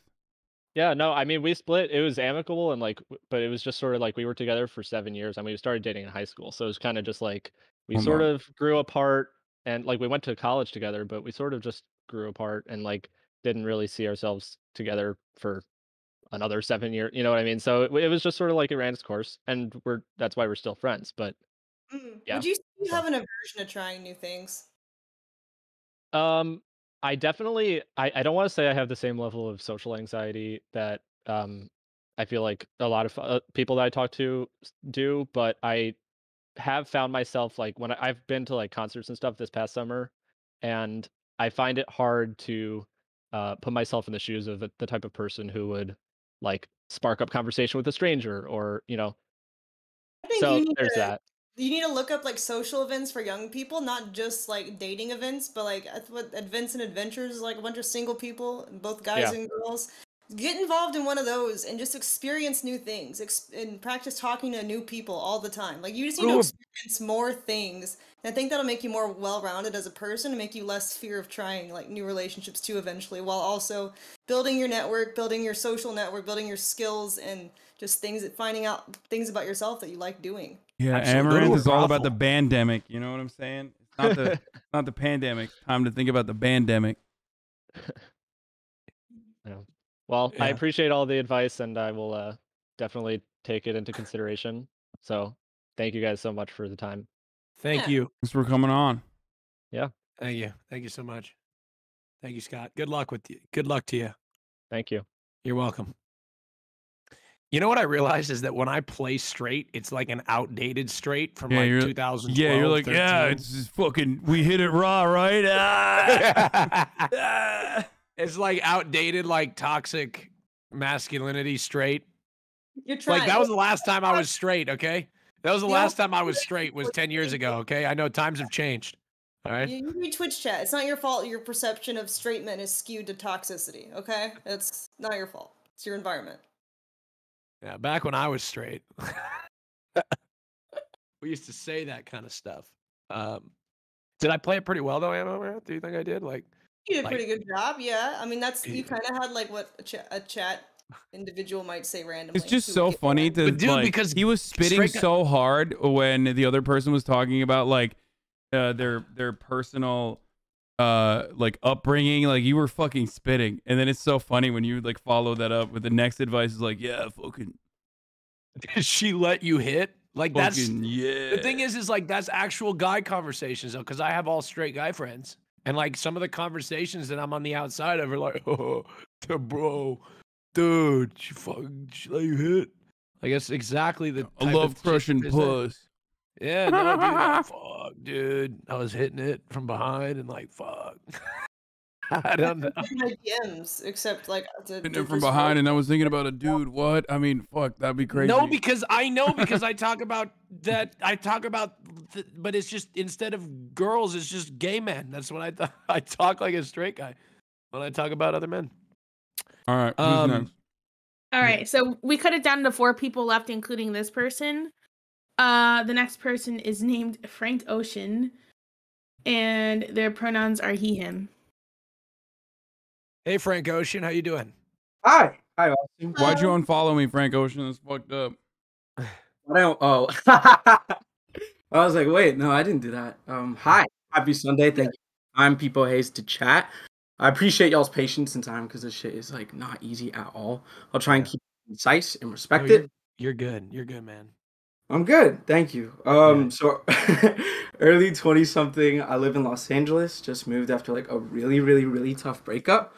I'd say like 4.5 out of the past 5 years, I've been in like really, really codependent, toxic relationships. 2 of them, and it's just been fucking brutal, if I'm being honest. Yeah. But like, sorry, I get choked up talking about it and thinking about it. I can expand on whatever points as needed. But the point is that finally made it to LA, finally got my shit together. It's like Call of Duty, take a couple L's, change the loadout, go to therapy, like all this good shit. And I finally see my life coming together. Professional shit's going great. Personal shit's going great. And I'm following the same patterns of getting into the past 2 relationships, which is like codependent. Like you meet someone as cliche, you fall in love, and it's just like, I don't know. Like it's crazy. It's crazy. You think that you're falling in love with this person, and you get lost in it, but you see yourself getting lost in like these really, really shitty habits. And I'm trying to catch myself and not to do that in the future. So I just need general advice. So before we give some advice, if you're willing to share, what sort of toxic behaviors are you talking about? Sorry, I'm nervous as piss. Just like an inability to stick up for myself. So if like an argument or something like that will come up, I'll like slide along with it very easily. Very, very hard for me to say no. Just very, very toxic relationship traits. I think it's like anxious attachment, if that's described well. But so you feel like in relationships you get taken advantage of and get walked on? Is that what I'm hearing? Oh, definitely. I mean, the first one too is my first relationship ever, and I'm sure that you all remember it. It's like, what the fuck's going on? I don't know anything that I'm doing. You're trying to get to know yourself, get to know the other person, but you find yourself getting lost in these relationships, and it's just like, it's really, really hard. Yeah, he's Like- the passive person in the relationship. I think I'm the passive person.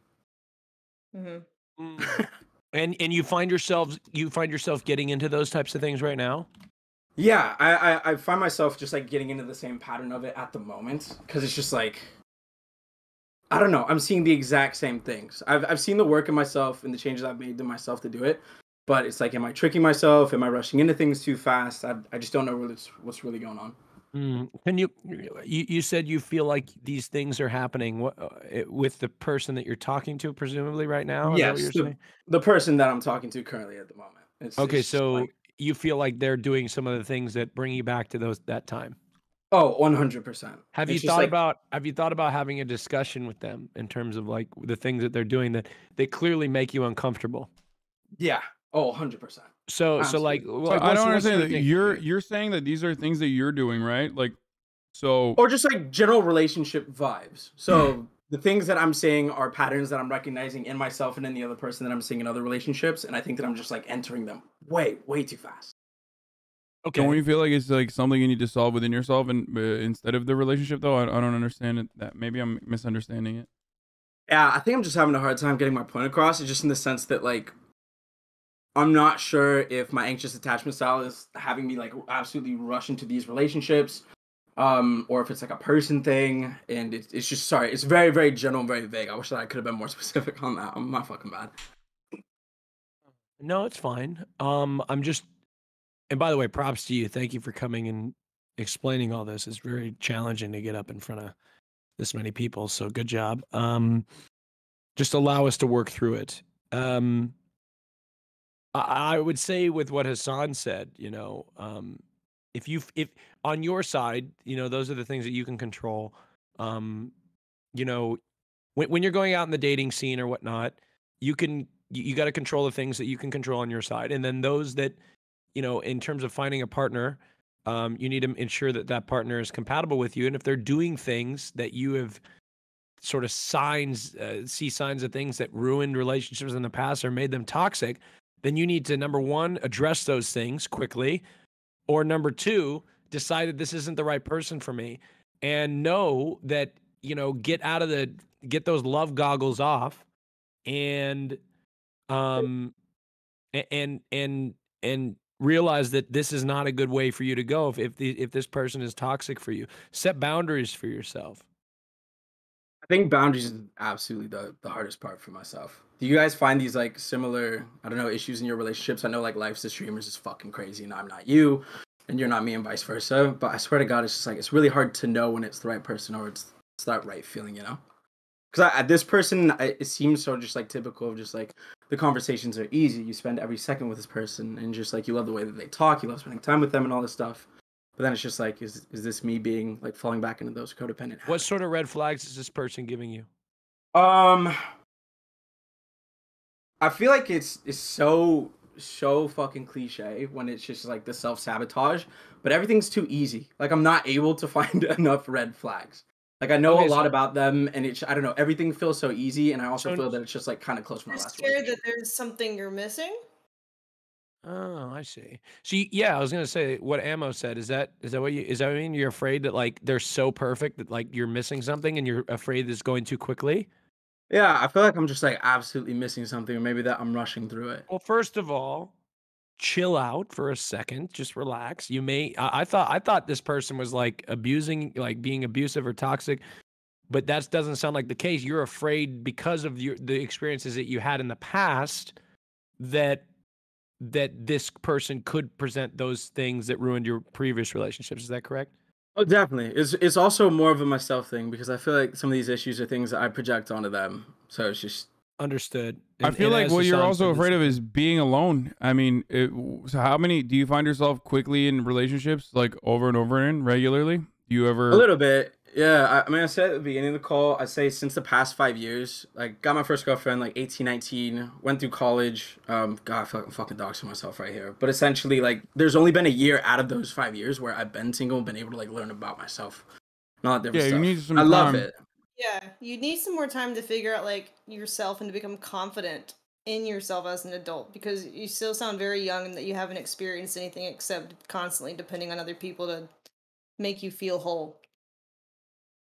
Got it. Noted and noted. I appreciate the hope. Thank you. I felt like No, I you just need did a to. really You tough job of 100% describing need it. to. You 100% need to take some time and be with yourself and be more comfortable with yourself. Obviously, you recognize a lot of the things about yourself. Mm-hmm. So I don't know. It seems like you're going to therapy at least, because like you're just Definitely. rattling off all of your you're rattling off all that stuff, but also at the same time you're not it kind of feels like you're not thinking about like what the steps you need to take personally. You don't always have to you don't always have to match yourself up or define who you are by the type of relationship that you're in. You know, grow into your own self. Take some time out for yourself. If you're in a happy relationship, it's fine. But I think part of the reason why you're constantly second guessing these relationships is like, it sounds a little bit like a trauma response. I don't know, but I can't, make that assessment obviously, but you shouldn't be afraid to be alone and be single for a little bit, Yeah, I appreciate the time. Like the last breakup was in May, so it's been probably 7-8 months plus, and that was just like a traumatic, absolutely fucking awful breakup. Like really, really tough. And I was like, all right, I need to take some time for myself and like be single, become independent, learn all these things, continue therapy, be honest with myself, lean on my friends, like all the stereotypical cliche type of shit. And I've noticed a change and I felt it, but just like meeting this person, I'm just like, oh wait.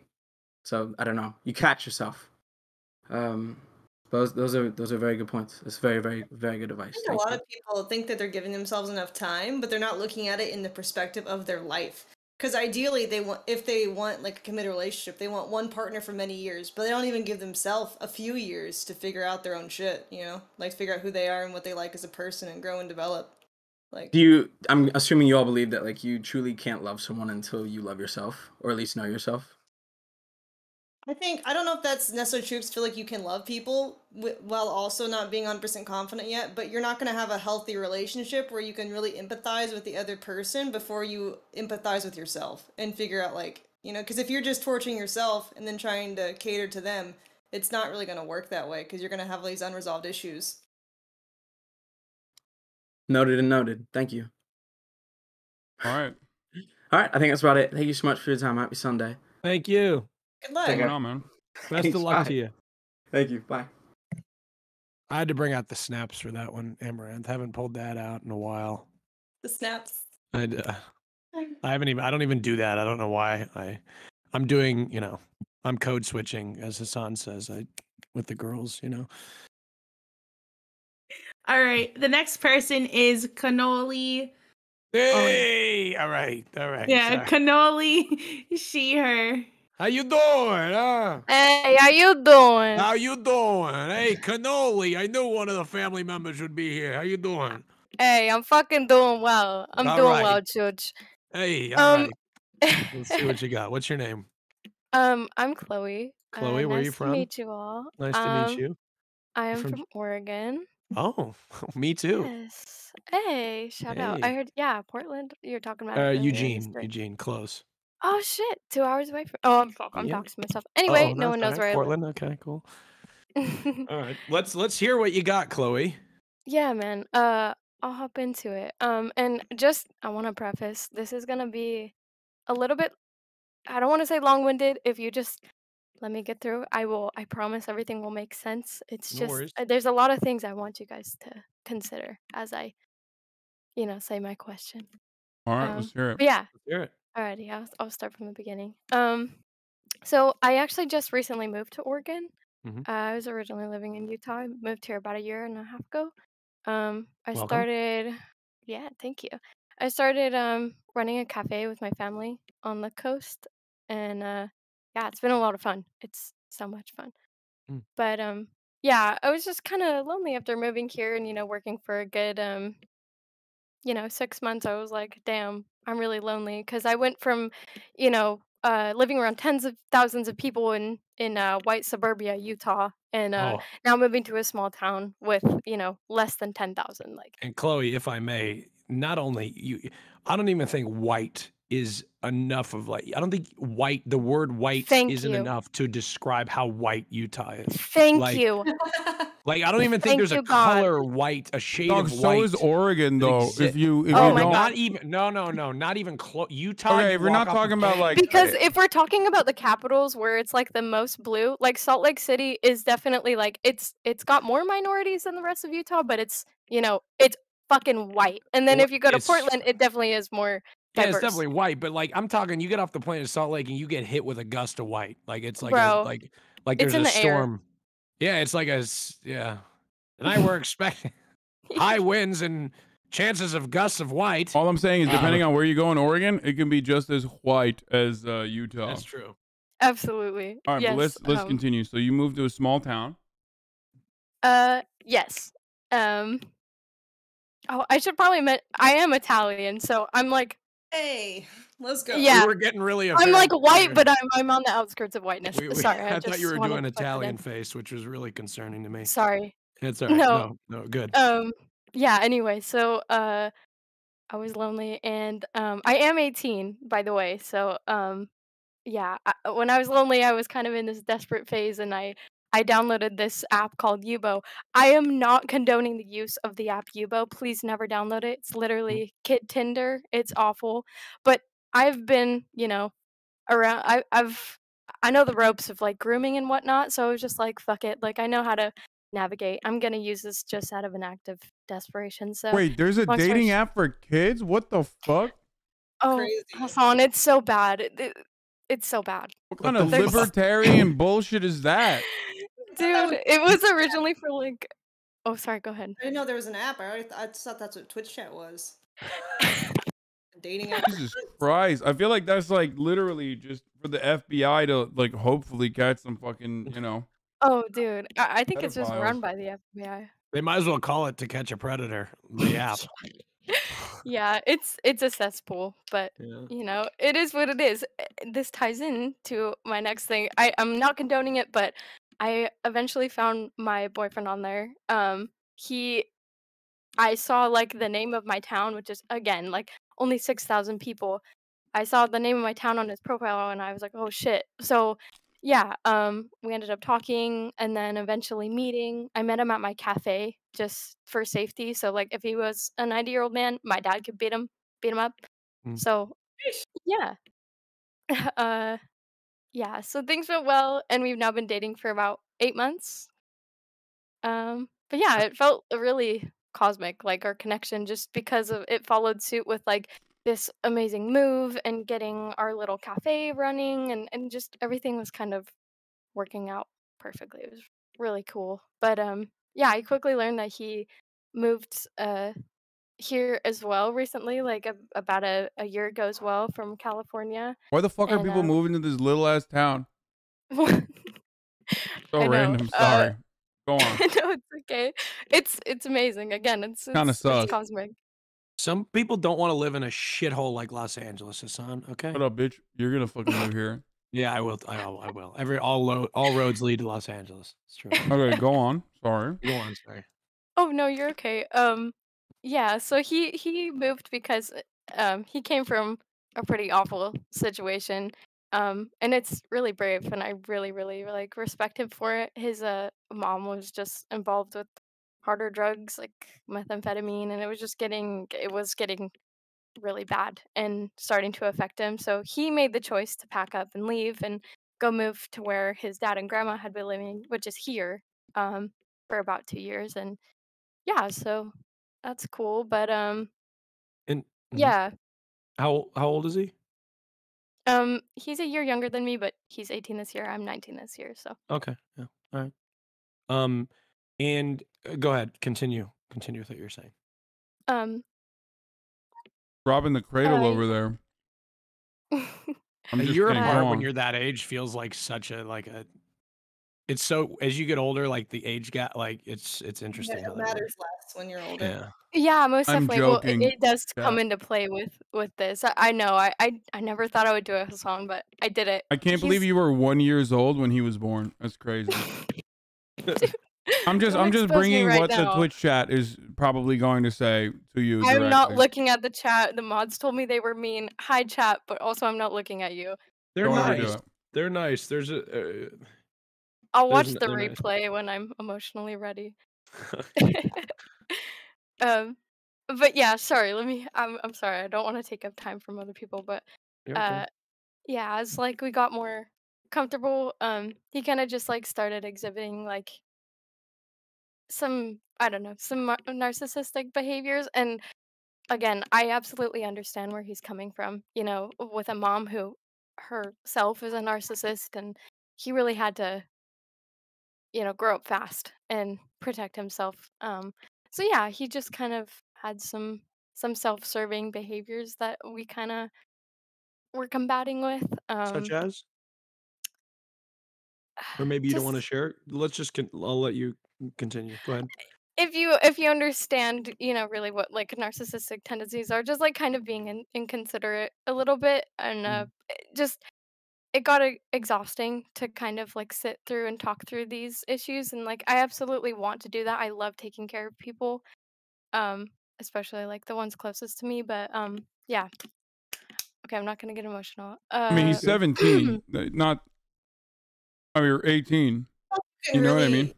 decide who's a narcissist when they're so young. I feel like a lot of people are just self-centered because they're ignorant of the world around them. They've never experienced anything. Absolutely, yeah. And by no means am I calling him a narcissist. No. He's he too young.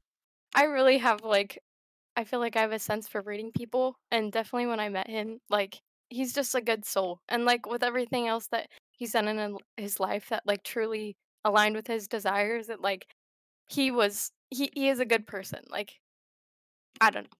That's just how I see it. But yeah, I guess at the beginning of last week we kind of just hit our boiling point, and we've been taking a break. But we've both been checking up on each other frequently, and it seems like he's being like truly insightful, But my knee jerk reaction to him, saying all this and being like, I'm gonna change for you, like it's Wait, hold triggering. on. Did you say you're an empath? I don't want to No, claim that. Okay, I don't want listen. to claim No, no, that. no. I've been on TikTok. Okay, No, isn't that a please, bad? Isn't I'm that a not a Gen bad Zer. dynamic? Empath versus narcissist. Like narcissists are very good at manipulating empaths. Isn't that what they say on TikTok? I'm gonna be honest. I had to uninstall TikTok. Like I can't. I'm just I don't saying. I'm work. with My it. brain I'm doesn't hip. work I'm the hip, guys. same I'm as 30, but I'm hip. Okay, it's whatever. Is it because? No, I get you. I'm sorry. You are. I'm sorry. By the way, can I just say this? I'm 28 now, and it is so much cooler than being 18. No offense. I know it feels. I feel like so. It's so much better to be 28 than 8. I have so much more knowledge. I'm so much more confident. I'm so much more. Absolutely. You know what I mean? Like I know. Look, I'm What do not you know? saying You're that you're not. 19. But Absolutely.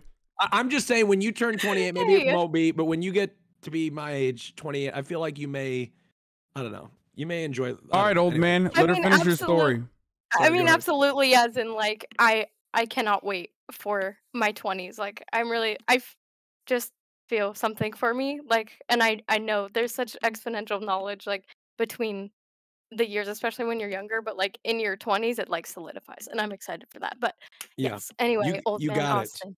You got it. Okay, continue. Sorry, I keep interrupting you rudely. Go ahead. You're okay. You're okay. But yeah, as I was saying, it's just sort of triggering when like I hear like the I'm gonna change because and I don't like bringing up the past. Like I don't mean for it to be petty, but I definitely bring it up to show a pattern Mhm. because my past relationships have truly been like a train wreck. Like anytime I brought up taking a break or reevaluating where you know we stand with each other in a relationship, it just kind of like chaos would ensue. I was like stalked, threatened, like physically, emotionally, mentally. They would threaten to kill themselves. Like if I Jesus left, Christ. they'd hurt themselves in front of me. Like, What's going on? Is it because they're dude, watching Euphoria? What's happening with this generation? dude, I don't know. And like 13 I Reasons was Why. much younger when I had these relationships.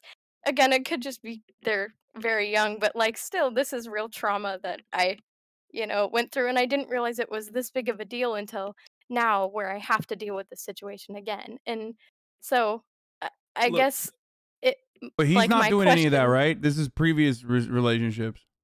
Yes, it's just like the like I'm gonna change. I'll Here's the show deal. you. And Here's he the also he yeah. wrote notes and like texted my family, and like none of this Okay, was he's extreme 18. He's whatsoever. quite literally, it is physically impossible for him not to change. Okay. Like, I mean, I hate to do you guys are so young, you don't know any better, but like, it's literally physically impossible for him not to change. He's going to change. It could be for the better or it could be for the worse. The point here Right. is, do you want to be there through that process? Like, how much you like this person, or are you worried and you want to shelter yourself from potential you know, whatever the fuck Euphoria teenagers are doing, where they stalk or cyber stalk or whatever the fuck that is. Ultimately, it Yeah. doesn't really matter though, because you guys are both super duper young. Just because you're in a small Absolutely. town, you think, I mean, the town you're describing seems like it's like, you know, like a summer camp fling almost. Like the population is so low that you think like this is it. It's But true. But like we both came from like bigger cities and like I don't know. You're even still I then just you'll feel like find we're other a bit people. more mature than like the rest of our generation. And I know so many people love to say that, but like truly, I cannot connect with my it's so weird to say because I'm dating a 17-year-old who is younger than me, but anyway, that is perfectly like what my question is. And what has been tearing me up inside is if we broke up, he would have nothing, you know, Here's because the deal. he has me, he has a job, he Yeah. has my family who takes him in as his own. But again, if we did What? continue, like it would be Here's the deal. I'd He's have to take 17. that He big has the mistake. whole world ahead of him. Don't worry about him. This is a very like blunt and some may say mean approach. But I believe you are 19 years old. You have a long life ahead of you, a long life of relationships, especially as you describe your 20s potentially. You need, if the reason that you're staying in, it's never a reason to stay in the relationship because you feel bad for what could happen if you're not in that relationship to that person. That is never a good reason. I think that's a toxic way to be in a relationship. No matter how bad that may sound or appear, people be like, oh, like that's mean, but you have to put you first, especially at this age. You're so 100%. young. You've got Right. your life ahead of you. You need not worry yourself with these sorts of things. You're too young to let this affect you and impact you. And I think you're super sweet and you're super nice, and it's so great that you care about him. But you can care about somebody and also not wrap yourself up in a relationship just because that you're afraid of what might happen if you're not in one. I mean, you're not his mom. You know what I mean? Like, Yeah. you can't. What are you doing? You're 19. Like, I am. And yeah, like you Do you need have to. any pets? I think you need to replace him with a puppy, and you'll feel a lot better. Like I have fish. hot take. But seriously, like I've had situations with this like this in my personal life where I've known people that they feel so bad for somebody and it starts to, and that's fine. Helping them out, that's great. Help somebody. I love that. That's what I do. I help people. But to a point when it starts to impact your life to an like relationship wise, when you're in getting in a relationship with them for that reason, it's toxic and it's not healthy for you and your Yeah. mental health. Yeah. Yeah, I'm and not that's saying you definitely can't like care a about him, but it seems like you're concerned for his well-being as if he were your child, and he's gonna be fine. It's not like he's homeless. He's not kicked out of his house, is he? He literally still lives with his parents, assuming. Like yeah. he doesn't need you. And that's not to sound mean, but like he's not gonna die if you were to break up, you know? No, you're right. And like it's a hard pill to swallow because I think like I I tend to forget how much I've seen myself like lose myself in like relationships that I've been in. Like I just they become my whole world because I'm so like worried about them because of past relationships and like people literally being like I'm going to kill myself because of you. So like I just like don't I've had want that in the past too. I had an ex who was like, "I'm gonna kill myself if we're not together," and you know, my dad was like, "He's bluffing, and if anyone says it to you, they're being toxic." And I just trusted my dad. He didn't kill himself. Oh, absolutely. If someone told that to me now, I'd look them in the eyes and be like, "Do it, man." Like okay, don't do because that. that part That's God they're not damn. gonna let's kill not themselves. let's So not sorry. don't tell anybody to do that. That's Okay, not a sorry. good thing. You should give them the proper resources and you should take everything like that seriously. If But they were truly being toxic, I guess I well, would. yeah, and it's hard to tell whether that's a or whatnot. Like you need to advise if somebody. I hope if somebody was taking. You need to take that stuff seriously for sure. Don't ever tell them to do that. And most definitely. But Make them listen to the Logic song. but the end of the day, but at the end of the day, you shouldn't. That's not a reason to get in a relationship with somebody. You know what I mean? And look, I know you hear this over and over again, don't you, Chloe? Oh my God, you're 19. You're so young. You're whole. Do you hear that? Does that get annoying? Right? Does that annoy you at all? I absolutely know it's true. Like I know But I it's have so true. much That's growing what, that's to what I was do. trying to say. It's so fucking true, and it's so hard because I remember being 19. It's so fucking hard to think past, like think into the future because you haven't lived that long. Yeah, and you have I some think growing up to do individually, other than this relationship. Like, even the way that you're dealing with this relationship, of just as far as I can tell, is also unhealthy. Okay, like you don't have to be codependent and like constantly taking care of other people. You need to explore on your own as well. I mean, you're very young, so obviously you have a lot of that to do in front of you, ahead of you, right? It might feel like it's not the case because you're living in a small town, and you might feel like you found someone with like similar values because they also came from a big city. But don't let that, shackle you, especially into a relationship with a boy who also needs to grow up on his own. Who knows? Maybe down the line, a couple years, it might work out. But it seems like even for your own safety and your own development, your own upbringing, it seems like you should probably, work on your own a little bit, work on yourself. And set boundaries for yourself. Like you've experienced these situations in the past, these toxic relationships. Set boundaries for yourself. You don't want to go. You don't have to go through that again. You don't have to deal with that again. If you start to see that again, remove yourself from the situation. Have a good time. Talk and meet new people. Figure out what you like. Love is a journey. Sexuality is a journey. Explore it. You know what I mean? On all spectrums. And you're so young. You should don't. I mean, look, I'm not going to be like one of those people that's like, don't get in a relationship. You're too young, because things happen, right? But explore. Have a good time. You know what I mean? Enjoy Yeah. yourself. Don't burden yourself with all this, trivial stuff when you're this young. And I get it. You're a care. You care for them. Okay. Then don't stop caring for people. Don't lose that empathy. It's a very good trait and a very good quality. Never lose that. But at the same an time, empath. don't You let won't that lose don't let that empathy start to erode your mental health and your well-being. Right. And for That's anyone great. else who's also like as young as you are in the chat, we're not like adults aren't trying to invalidate your feelings. We're just trying to give you like a different perspective because we've lived longer is all. So it's not that your feelings aren't valid. You can still have relationships from a young age. You can still care about people, but just keep an open mind that things might change. Your brain's not even done developing, like biologically speaking. Yeah, I'm sure a lot of other people can say that they've experienced something similar, and it's just so weird. Like in COVID, like all of our relationships, I don't know, just like I know things can change so quickly, but we've been like stuck in this pandemic for like 2 years, and it just feels like things are stuck. But like even with this opportunity to like talk to you guys, like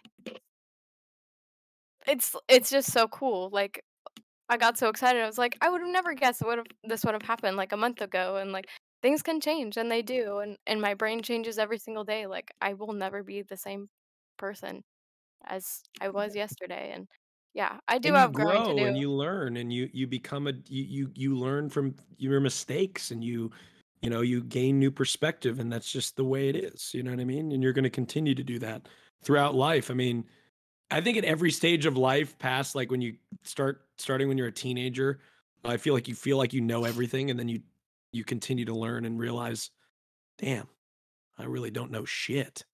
You know what I Yeah. mean? Also, you're 19. Stay away from Keemstar. You're right in the Yes, age sir. range. Oh my god, no, dude, I've seen your. I've seen it all, man. Keem will never. You'll see more. You're only 19. You'll see Yeah. even more. I know. And I by just the mean way, like We're Keem young wise. too. That dude is absolutely off. yeah, speak for Just yourself. I'm old as fuck. I'm 30. Look, the other thing I was gonna say is, I mean, we like kind of ripped into this dude. Like, I don't know what the severity of his like narcissism looks like. He just basically said, I'll do better. And I guess he said like what? He doesn't want to discuss certain things with you. Is that what it was? We just haven't talked yet. Like, I feel like we need to see each other. Yeah, I for a mean, sec. you don't have to like cut him off from the fucking hip. You know what I mean? You don't have to fire from the hip. Like maybe he's fine.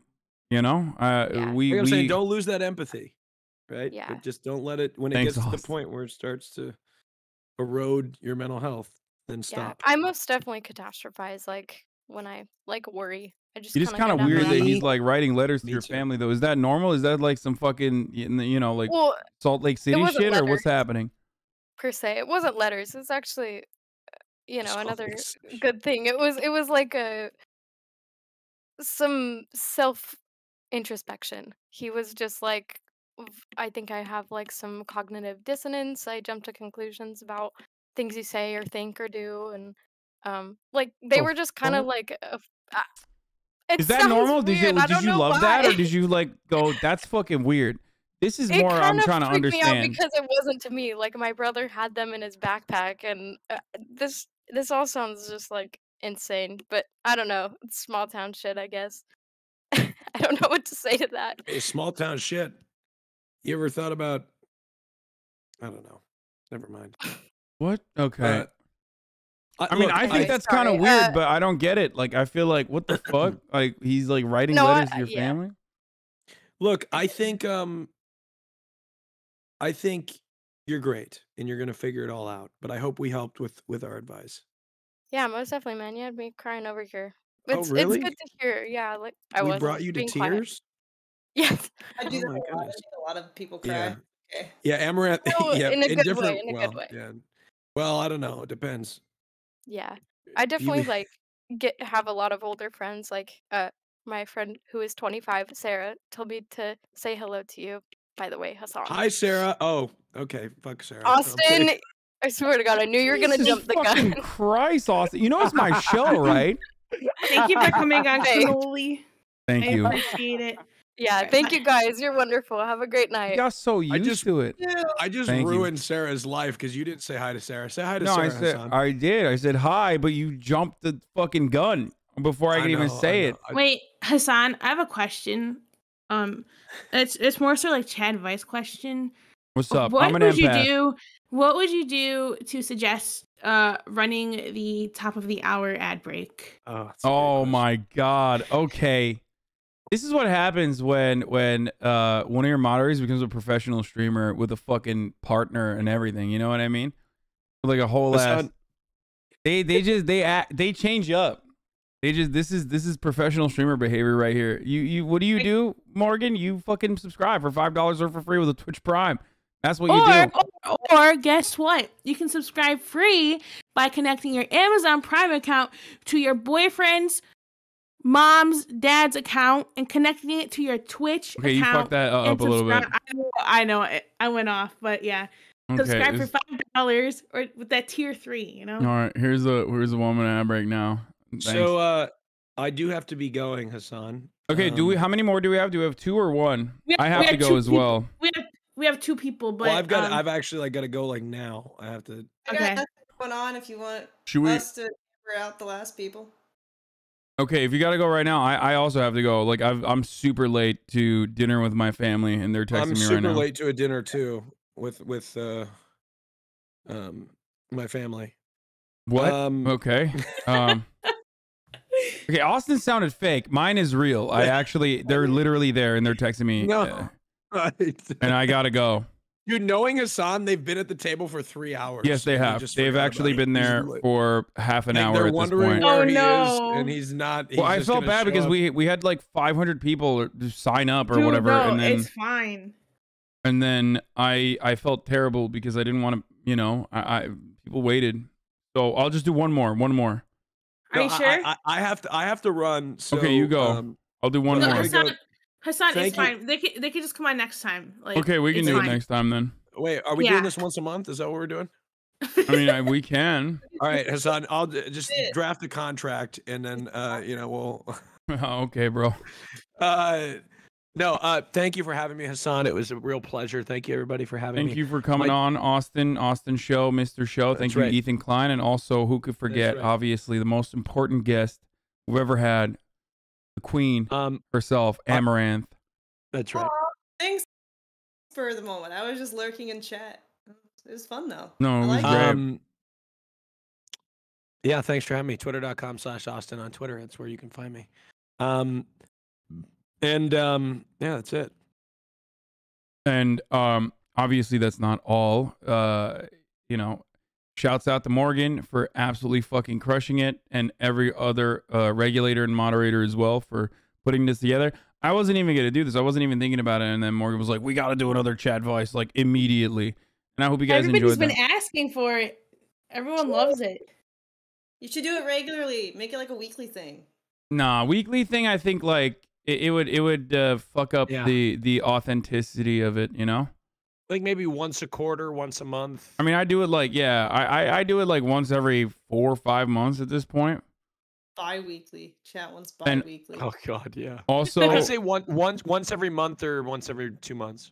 Once every 2 months, probably. Also, shouts out to Fizz, my most racist moderator. He's back from his 30-day ban for typing the C word in the chat. Twitch That was gave him 30 a days ago? 30-day ban. There's no way that was 30 days ago. Yes, it was. I'm pretty sure it What was, the right? It's been fuck? 30 days, right? Jesus Christ. Has it not been 30 days? Holy shit. Yeah. That was whole last year. Homie got a 30-day ban for typing the C word in a Twitch chat. How fucking insane is that? Insanely justified. Yeah, that's right. Of course. We love the white race and we preserve it here. The purity of the white race must be preserved, the integrity. Okay. That's Twitch's words, not mine. You know, that's I'm abiding by go. I Twitch's gotta go before- expectations. Thank you. Thank you for having me. Take care, everybody. Hassan, Hassan, I'm you gonna guys- hit you up because I need something from you. What? Okay. But All it's right, not well- anything bad. It's all offline. It won't require a All stream. right, bye I just need a everyone. favor. Okay, bye. Bye. Bye.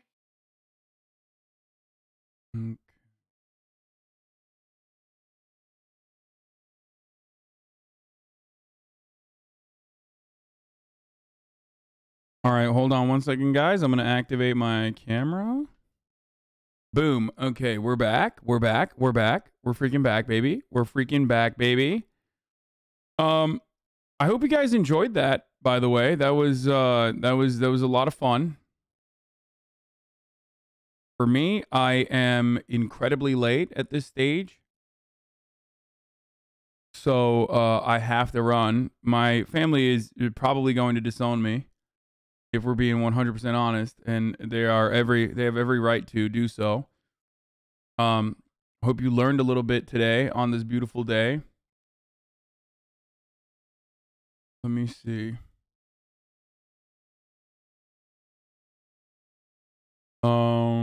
Okay. 1 second.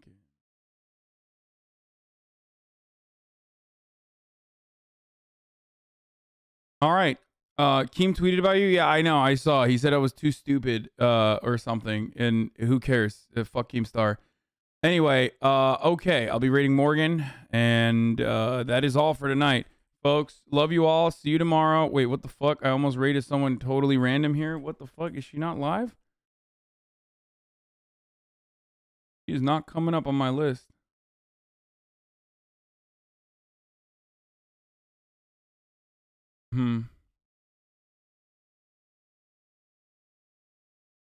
Oh, she's not live?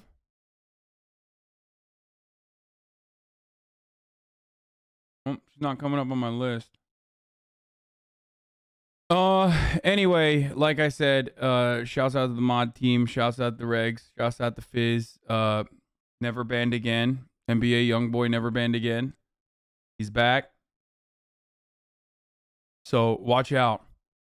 Don't be white in the chat. He will ban you. He is an anti-white racist to the highest magnitude. I mean, my God, he literally he caught a fucking fat one. You know what I mean? He caught a big fatty. His prison sentence. Don't say that. I'm gonna get clapped again. I don't know, man. Anyway, all right. Love you all, and I'll see you tomorrow. Bye.